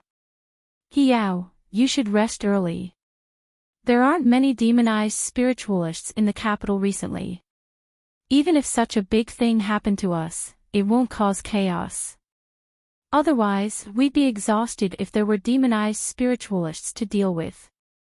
Now that the Feng family was finished, there were many problems left in the spirit group. Recently, Hiao had been dealing with these matters.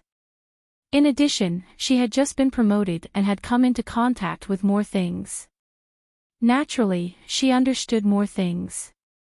When Xiao Jin saw the message, he only replied, "Good night."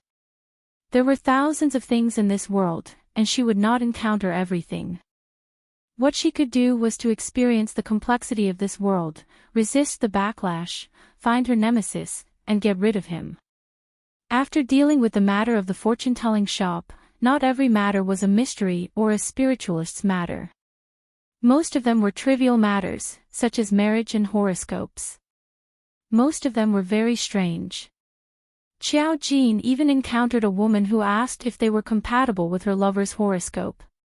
As a conscientious fortune-teller, Xiao Jin naturally answered any questions. Until now, he had a full star rating.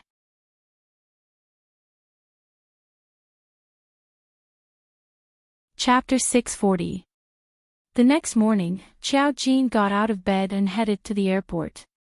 She was going to Mingnan City with Meng Qingyu. She found the girl in the news who made Meng Qingyu feel special. This incident was on the hot search list, so some information was easy to find. After Meng Qingyu and Xiao Jin boarded the plane, Meng Qingyu showed Xiao Jin his information. Yesterday, I checked the information below this news article and read some comments. Based on some information, this girl's surname should be Yang, and her name is Yang Qiulu. The people in the news are her parents. They asked her for money, but I don't know why. Anyway, Yang Qiulu didn't give them the money and got into an argument with her parents. The news is all about Yang Qiulu beating up her parents. There's no other clarification. She scrolled through her phone and continued, but I read some comments saying that Yang Qiulu's parents value boys over girls and didn't care about her since she was a child. She went out to work and self-study at a young age, but her parents refused to let her go and forced her to use money to support her brother. She's 25 now and lives in a small house. This time, her brother is going to get married, and her parents asked her to fork out 200,000 yuan. She couldn't afford it and was beaten again. She was filmed by her parents. Meng Qingyu gasped. Although Yang Qiulu wasn't traumatized by her stepfather, the oppression from her biological parents still made her gasp. If the comments were true, it was quite sad to be born in such a family. Meng Qingyu also had a hunch that what they knew was just a little bit of information. She was afraid that the real information would be more worrying. Xiao Jin looked at the news without any fluctuation in her eyes. She just said, "The news is 2 days old. I need the latest information." She was afraid that the person had already awakened and done something she shouldn't have. She sent Yang Qiulu's information to Hiao. Hiao had a special information network in the spirit group and could find information about an ordinary person very quickly. Hiao. You want to check this? Hiao, wait for 10 minutes. Jean, it's okay. I'm on a plane now and will arrive in Mingnan City in 2 hours. You'll receive the news when you get off the plane. Thank you in advance. Hiao, you're too polite. Checking information is just a small matter. When the plane was about to take off, Xiao Jin turned off the phone and closed his eyes. He faintly said, "Let's rest first.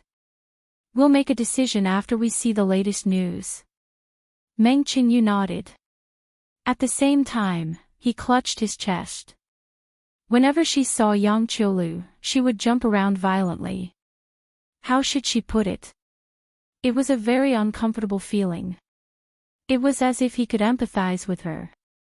Just by looking at the news, she could tell that Yang Qiulu's life was no worse than hers. Sometimes, it was better to be dead than to have such parents.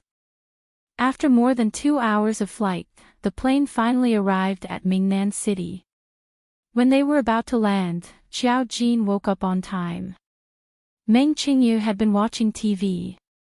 She couldn't sleep, so she did other things to pass the time. However, when Xiao Jin woke up, she glanced at her. The girl did not look sleepy, and her eyes were very clear when she woke up. It was as if she had just closed her eyes to take a nap. Her skin was as white as jade and flawless as the finest porcelain glaze, suffused with a warm white softness. She was so beautiful. Xiao Jin's temperament was really rare. She felt that Xiao Jin was very mysterious. She had a feeling that she came from a very distant place. She didn't know why she had this feeling. The moment the plane landed, Xiao Jin turned on the phone and saw He Yao's message.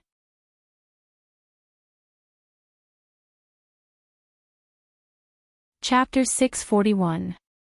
He Yao, yes, Yang Qiulu. She's from Lingchun City, the neighboring city of Mingnan City. She's from a small, isolated village. He Yao, she's a poor kid. She's had a hard time since she was a child. Her parents value boys more than girls. She has an older sister, who's married, and a younger sister, who was sold. She has a younger brother. Her parents beat and scolded her since she was a child.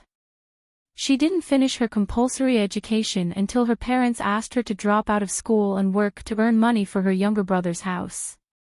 She couldn't stand it and ran away to Mingnan City. He Yao, but she was soon found by her parents. They asked her for money from time to time. If she didn't get it, they would go to her workplace and make trouble. They didn't show any mercy. When she was 18, she was almost sold to an old bachelor. The boss of the workplace called the police and she was rescued. Otherwise, she would have been taken away by her parents. After that, her parents didn't stop. This time, when they asked for money again, someone deliberately took a video and posted it on Weibo. Many people scolded her. They said she beat her parents and was unfilial. Few people know the truth. Xiao Jin showed the message to Meng Qingyu. Meng Qingyu was puzzled after reading it. If she could run away, why didn't she run to a farther place?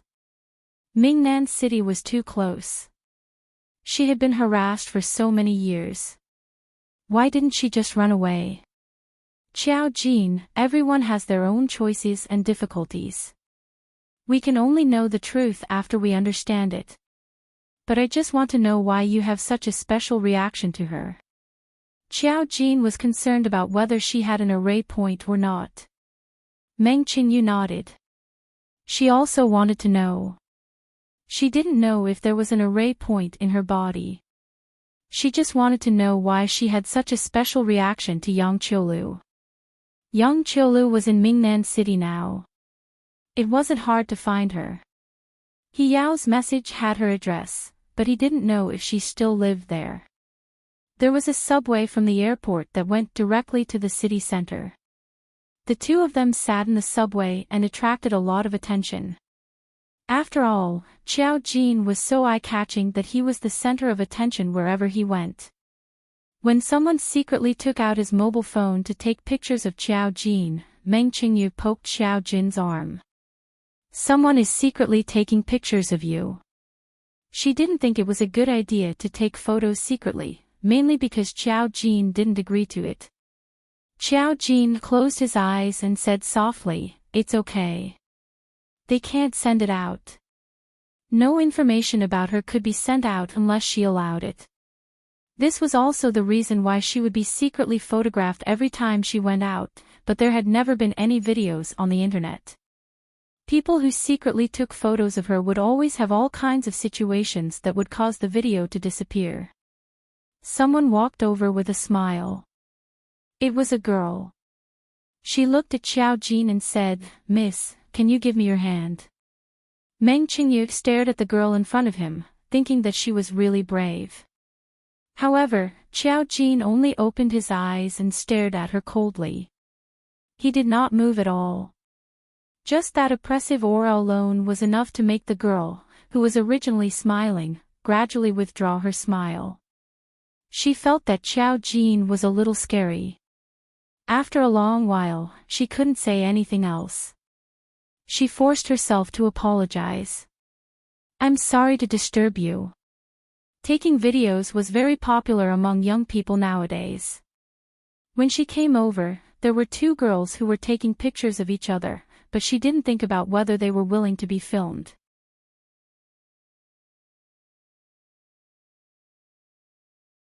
Chapter 642. Xiao Jin saw her leave and closed her eyes again. She looked cold and aloof. Meng Qingyu had interacted with Xiao Jin before and knew that she was willing to explain things to people, but not to strangers. She watched as the girl walked away dejectedly and blinked her eyes noncommittally. After an hour of riding, the train arrived near Yang Qiulu's place. However, the place she lived in was not connected to the train. She had to take a taxi and make a few turns before she got there. The taxi shuttled through the city. After passing through a few alleys, they finally arrived at Yang Qiulu's building. She lived in a very old building in Mingnan City. The environment was messy and there was not even a security booth. It was obvious that this place had a long history. Most of the people who lived here were foreigners. They did some complicated work in the city. There were people like this in every city. Yang Qiulu was one of them. She squatted in her rented apartment. Ever since her parents came here to make a scene a few days ago, someone took a picture of her struggling and resisting when she was being beaten. Now, people on the internet were scolding her, saying that she was unfilial and that she would go to hell if she didn't respect her parents. She deserved to die. She had wanted to die a long time ago, but people were weak. When she wanted to die, she couldn't do it. Others said that it was because she didn't want to die. She thought that was right. She still didn't want to die, but she didn't know why her life was so tiring. She squatted in the small rented apartment, hugging her knees in the corner and staring blankly at the ground. She was very hungry, but she didn't dare to open the door. She could even hear someone asking outside, "Does that Yang Qiulu live here?" The unfilial daughter who hid her parents on the internet. "You don't know shit." Sister Ling's voice came from next door. "You think you're so great just because you saw the news. You look like students, but you don't know what's good for you. Do you know the truth and you came here to find her? How could her shameless old bastard parents let you help them?" When the person who was originally speaking heard this voice, his aura immediately weakened. We just saw the news.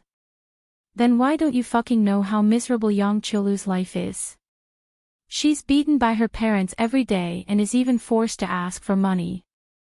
You heartless bastards came looking for trouble after reading some news. What are you trying to do? Do you think you're the messengers of justice? Sorry, we didn't know. They were soon scared away. Yang Qiulu blinked her eyes. She didn't know if she would be squatting here until she died. She didn't dare to open the door, nor did she want to. The thought of not daring to die in the past was now fading away. The past few days had been normal. Her information had been dug out by the netizens and people kept coming to her door to look for her.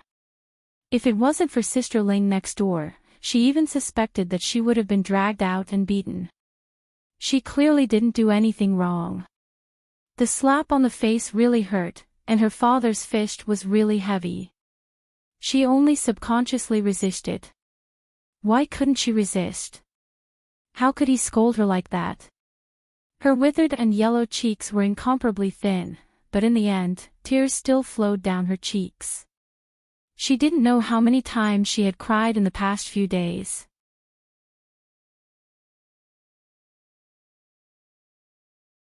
Chapter 643. What are you here for? Sister Ling's vigilant voice rang out again. But this time, it was a girl with a clear voice. Hello, we're looking for Yang Qiulu. Is she home right now? No. Sister Ling's answer was the same as before. They couldn't let them in to find Yang Qiulu. There were also reporters here who were trying to fish in troubled waters. Those reporters didn't verify the facts and published it in the newspaper, which was the biggest blow to Yang Qiulu. We know Yang Qiulu is here. The clear female voice wasn't discouraged. Don't worry, we're not here to cause trouble for Yang Qiulu. We know the truth and are here to help her. Sister Ling, we don't have anyone called Yang Qiulu here. The people who said these words might be reporters or live streamers who were trying to fish in troubled waters. They deliberately used some confusing words to let them in. It would be very tragic. Sister Ling was wearing old clothes and her face was a little dull. She was very thin and looked malnourished, but her aura was strong. She was smoking and looking at the two girls in front of her with white eyes. One had a faint aura as if she was about to become an immortal. She just looked around and didn't say anything. The other looked all right and had a sunny temperament. She was also the one who spoke. Meng Qingyu glanced at Xiao Jin. Sister Ling's silence clearly made things difficult for her. They were too embarrassed to barge in. Xiao Jin glanced and his gaze passed through Sister Ling's body to the door. She's inside. Yang Qiulu lived in Sister Ling's house. Her house had a corridor outside and rooms on the side. She lived in the innermost room and had to go through Sister Ling to get in. So Sister Ling was here to help her stop people. Xiao Jin glanced and his eyes suddenly focused. If you don't let us in, she's going to commit suicide. Sister Ling's wrist trembled. What did you say? Some of the ash was shaken off and she subconsciously turned to look at the closed door. For some reason, an ominous premonition arose in his heart. But looking at Xiao Jin and Meng Qingyu, she was still a little wary. You're not allowed to come in. She still had to sell things in the house, so the door couldn't be closed. Sister Ling walked in first and knocked on Yang Qiulu's door. Yang Qiulu didn't open the door. Sister Ling felt that something was wrong and hurriedly found the key to open the door. In the end, she screamed in fright, "You wretched girl, what are you doing?" She flew over, not caring that Xiao Jin and Meng Qingyu were outside. When the two of them heard the noise, they naturally barged in. When he entered, he saw Sister Ling hugging Yang Qiulu. Yang Qiulu had tied a rope to the lamp above the room. Ignoring the fact that the lamp didn't fall, Yang Qiulu wanted to hang herself. But in fact, she hadn't put her neck around his neck yet. She didn't have that much courage. Now that Sister Ling had pushed her off the stool, she immediately burst into tears. Sister Ling, I'm sorry. I'm sorry. I really can't hold on any longer. I'm sorry. Her cheeks were yellow and withered. Years of hard work made her look like a 30-year-old instead of a 25-year-old girl. Her entire person was haggard. Her eyes were deeply sunken, and the dark circles under her eyes were even more obvious.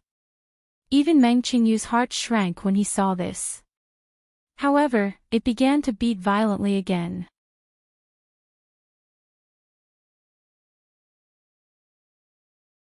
Chapter 644.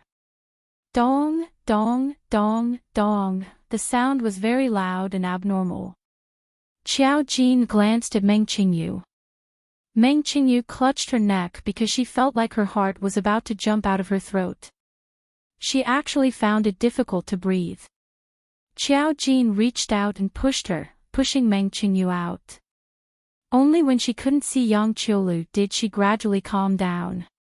But when she thought of Yang Qiulu's appearance just now, her heart still twitched violently. It was too tragic. Even she couldn't help but sympathize with Yang Qiulu. At least she was saved now. At least she had taken her revenge. And Yang Qiulu was still in the fire pit. She was still in despair. Sister Ling hugged Yang Qiulu, tears streaming down her face. You. Why did you have to do this? I told you to leave long ago. I told you to leave long ago. Yang Qiulu could only sob and cry. Xiao Jin stood on the side, frowning slightly. When Meng Qingyu acted strangely, Yang Qiulu didn't. But it could be said that Yang Qiulu didn't look at Xiao Jin and Meng Qingyu at all. She couldn't care less if there were outsiders in the room now. Xiao Jin bent down slightly, her long hair cascading down like a waterfall as she approached the two. Sister Ling saw Xiao Jin's actions and was shocked. She waved her hand subconsciously. Why did you come in? At the same time, she looked outside the door and saw Meng Qingyu standing at the door without a phone in her hand. She calmed down. She didn't wave Xiao Jin. Instead, Xiao Jin's finger rested on Yang Qiulu's shoulder. Dong, dong, she saw that Yang Qiulu's heart was beating very fast. In her eyes, the array point was very obvious.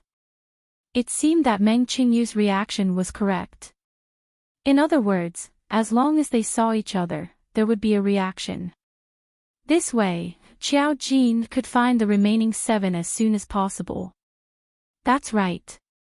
The past memory she saw from Meng Qingyu was that the 9 array points had fallen in different places. Now, she wanted to gather them all. What did the 9 array points correspond to? The array points belonged to a magic array master and should not appear on a wizard. Meng Qingyu was only a wizard and not a magic array master. Xiao Jin frowned slightly. This Yang Qiulu had yet to awaken. However, if she didn't awaken, Xiao Jin couldn't force her to do so. Instead, Sister Ling saw Xiao Jin's actions and became extremely nervous. However, she discovered that she couldn't move. A silent panic pressed down on Sister Ling's heart as she trembled and asked, "What did you do?" Xiao Jin naturally did nothing. Yang Qiulu was still crying. When she finally reacted, she raised her head and saw Xiao Jin. She was shocked by the girl's appearance and temperament. For a moment, she was stunned and forgot to cry. It was as if she had seen an angel, and she also felt ashamed of her own inferiority. She had lived in the mud all her life and had never seen the pure white sky.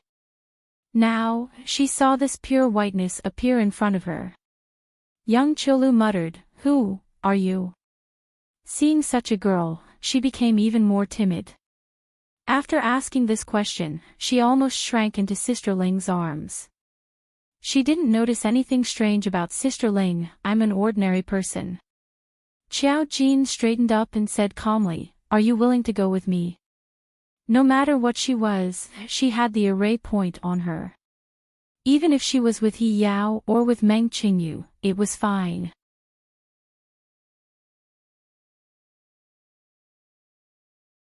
Chapter 645. As for Meng Qingyu's abnormal reaction to seeing her, Xiao Jin could stop it. Besides, Yang Qiulu couldn't live here in the first place. With her current mental state, she would either be forced to awaken or commit suicide. If she awakened, it would be fine if she remained conscious, but without anyone to guide her, no one knew what she would do. Yang Qiulu was stunned.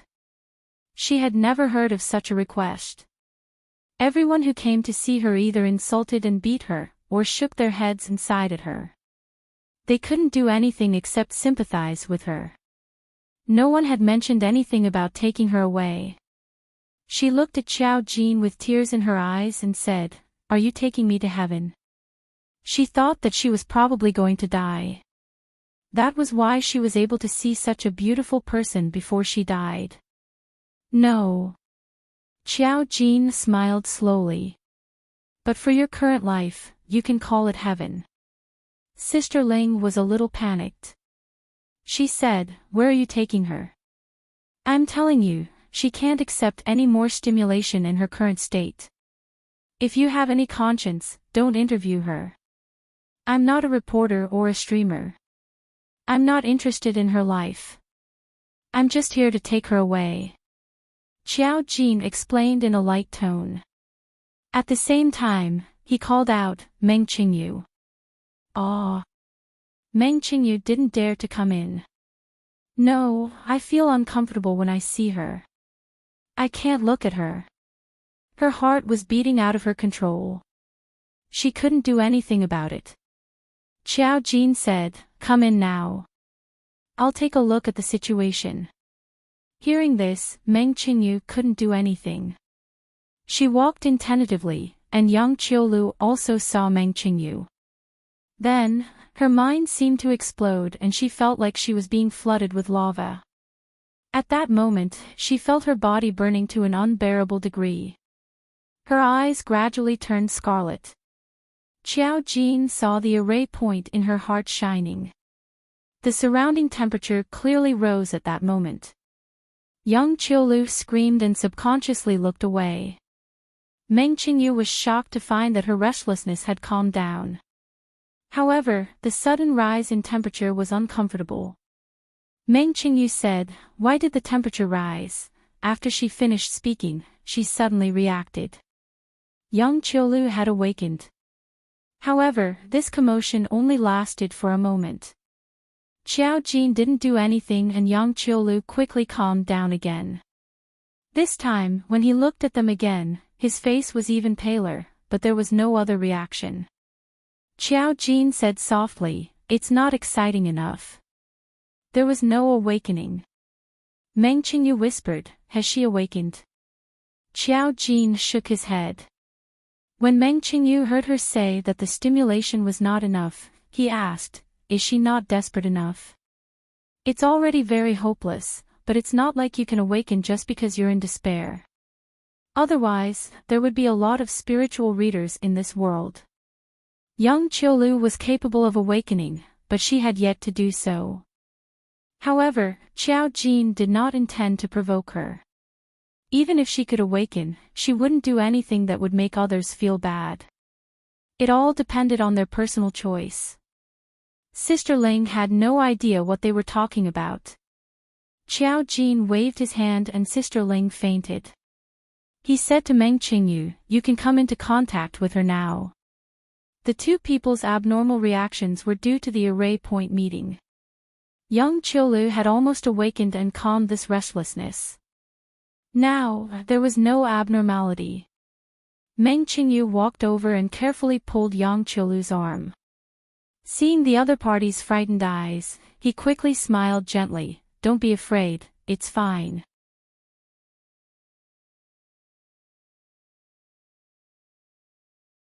Chapter 646. Young Qiulu had just wanted to commit suicide and was now on the verge of a mental breakdown. If she wasn't careful, she would take revenge. She would either go crazy or have some other strange situation. So Meng Qingyu's attitude was very careful. Meng Qingyu felt that perhaps when she was about to be violated, she was too desperate and had no other way, so she was forced to awaken. Otherwise, she would have been killed by Jing Song. Although it wasn't the same thing, under the same despair, Meng Qingyu could understand Yang Qiulu's current situation. The fact that she hadn't died yet was already the greatest strength she had. Perhaps Yang Qiulu sensed Meng Qingyu's good intentions, but she was pulled up by Meng Qingyu in a panic. Her current appearance was like her name, like a frightened deer. If she wasn't careful, she would be even more agitated. She looked at Sister Ling and pointed at her, her lips trembling. "Sister Ling, she just fell asleep." Xiao Jin calmly explained, "She'll wake up soon. Before that, pack up and come with us." Young Qiulu was a bit confused, "Where are we going?" Xiao Jin seemed to have the power to calm people down. Even if she didn't do anything, young Qiulu slowly calmed down when she saw her. She also had enough thoughts to face the complicated situation before her. She knew that Xiao Jin didn't come from heaven. Go to a better place. You can start your life anew there. Xiao Jin didn't ask anything about her. Young Qiulu lowered her head. Her face was sallow and she was shockingly thin. Her lips were pale. Her lips were even a bit peeled, as if she hadn't drunk water in a long time. Meng Qingyu was worried. Everyone was equally miserable. The only difference was that she had been saved. Although she had killed in Jingsong, her heart had always been pure and kind. At this moment, she only felt heartache for young Qiulu's suffering. She whispered to Xiao Jin, I'll go down and buy her some food and water. Xiao Jin nodded. Meng Qingyu turned to leave. Young Qiulu raised her head, but her tears were still wet. My identity card was taken away by them, and they didn't give me my household register, so I can't go anywhere. It wasn't that she hadn't thought of running away. It was just that she had been too young in the past.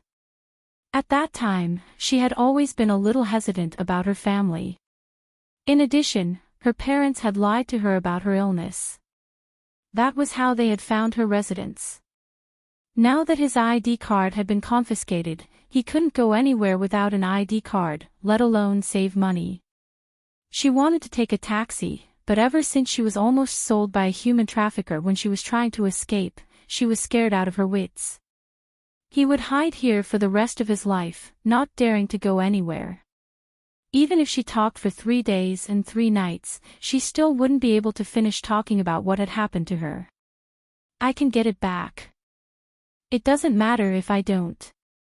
I can get you a new household registration. You don't have to rely on that family. If he followed her, he would naturally have nothing to do with this group of people. The premise is, Xiao Jin's eyes were clear. You have to be willing to go and sever ties with these people. Young Qiulu's tears flowed even more fiercely. If there's a chance, I really want nothing to do with them. It wasn't that she was unfilial. Unless one was in despair, they wouldn't be so heartless. She just wanted to live, but her parents wanted her dead. If she didn't leave now, she felt that she wouldn't be able to live anymore.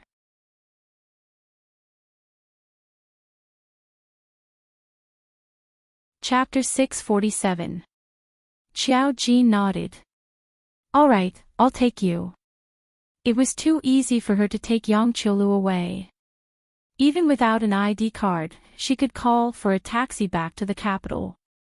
On the way, He could settle Yang Qiulu's paperwork and get her a new household registration. Xiao Jin raised her chin. Go pack your things. What do you want to take with you? When she finished speaking, Sister Ling also faintly woke up. She held her head and was in a daze. What happened to me? Young Qiulu was shocked and quickly called out, Sister Ling. Seeing Young Qiulu, Sister Ling got up. Hey, are you okay? Why did she suddenly faint? She had no recollection of what had happened. All she remembered was that Young Qiulu was going to hang herself. Now that someone was going to take her away, Young Qiulu calmed down a lot. She nodded with tears in her eyes. I'm fine, Sister Ling. Thank you so much. I owe you so much. No matter how many years it takes, as long as I have the ability, I'll definitely return to repay you. Silly child, what's there to repay? Sister Ling held her hand and patted it, you child. Ai. Young Qiulu was too pitiful. Sister Ling wasn't really kind-hearted, but she had been at the bottom of society and had seen too many desperate situations. Now that she had settled down in this small place and had seen Young Qiulu's tragedy, it was hard for normal people not to sympathize with her. All she could do was help block those who came looking for trouble and help Young Qiulu from time to time. Young Cholu was forced by her family to the point where she couldn't even afford to eat. Not to mention instant noodles, which cost 2 yuan a pack. Young Cholu only had dry buns that cost 5 cents a pack. Most of the time, she didn't even dare to eat because there wouldn't be another meal after this. She squatted alone in the house and cried. Sister Ling had cursed those people countless times, but she was just a single woman. Other people would come with 3 or 4 people. Many times, young Cholu didn't want to implicate her and bore it alone. Her days became more and more miserable. Those people were also unreasonable. Other than helping young Cholu, Sister Ling didn't know what else she could do. After Sister Ling finished speaking, she realized something. She turned her head and saw Qiao Jin. She was shocked. This girl seemed to have just arrived. What was she doing here? Qiao Jin looked at Sister Ling and smiled faintly. Hello. Sister Ling's eyes were still vigilant. What are you doing? Young Cholu held Sister Ling's hand and said sadly, Sister Ling, I want to go with her. Go with her. Sister Ling turned to her. Do you know what she does? Do you know that you were almost sold by human traffickers in the past? Otherwise, young Cholu wouldn't have been so scared that she didn't even dare to run. It's okay. I believe her. When young Cholu said this, her voice was extremely soft. She didn't know why, but when she saw Qiao Jin, she was exceptionally trusting of her. She was such a beautiful girl who seemed to have come from heaven. Even if she wanted to harm her, what was the use of her cheap life? Thinking of this, she smiled bitterly. Sister Ling wanted to say that this person couldn't be trusted so easily, but when she looked at Qiao Jin, she hesitated. The girl in front of her was dressed extravagantly. It was obvious that she had an extraordinary background. She just didn't know why she took young Cholu away.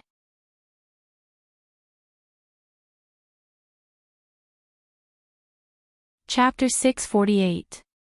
Qiao Jin also spoke at the right time. Sister Ling, don't worry. I will take young Cholu away. She will live a better life. Sister Ling, why should I believe you? Qiao Jin smiled. Young Cholu will leave you her contact information. You can contact her at any time. If you can't contact her, just call the police. My name is Qiao Jin. You will find me when you come to the capital. Although that was what he said, a person's name could be fake and their identity could be faked. While Sister Ling was still in doubt, the sound of hurried footsteps came from downstairs. Meng Qingyu came up with dozens of small cakes and a dozen yogurt. She stuffed them all into young Cholu's arms and whispered to Qiao Jin, I just saw a group of people coming here. An old couple, a young man, and a strong one. They were all talking about young Cholu. As soon as she said this, young Cholu, who had just taken the yogurt, trembled and almost dropped it. My parents are here. Sister Ling's eyes turned cold. I will help you stop them. Qiao Jin spoke at the right time. No need. Let them come. We can solve this matter. Sister Ling didn't believe it. You are only 2 girls. How are you going to solve this? They are shameless scoundrels. Meng Qingyu comforted her. Don't worry, we are not afraid. I can beat them. Sister Ling, beat them. Where did this tigress come from? Qiao Jin raised his chin at young Cholu. Go in and eat. Save some energy. We will be leaving on the plane later. Young Cholu was shocked. I don't have an ID. Not to mention a plane, she had never even taken a train in her life. A plane was something that only existed in her imagination. She would occasionally glance at it on TV. She knew that she needed an ID. Qiao Jin, didn't I send it to you? She chuckled and glanced at the door. A series of hurried footsteps came from the door. That bitch must be at home right now. That bitch will stop us. Don't worry. If you dare to stop us this time, we will call the police.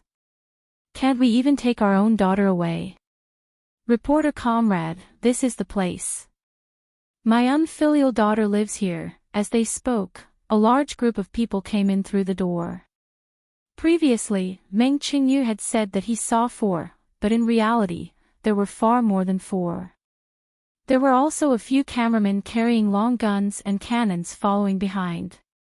Obviously, he was asking for big news. When they came in, they were surprised to see that the door wasn't closed. When they saw Qiao Jin and Meng Qingyu inside, they were stunned.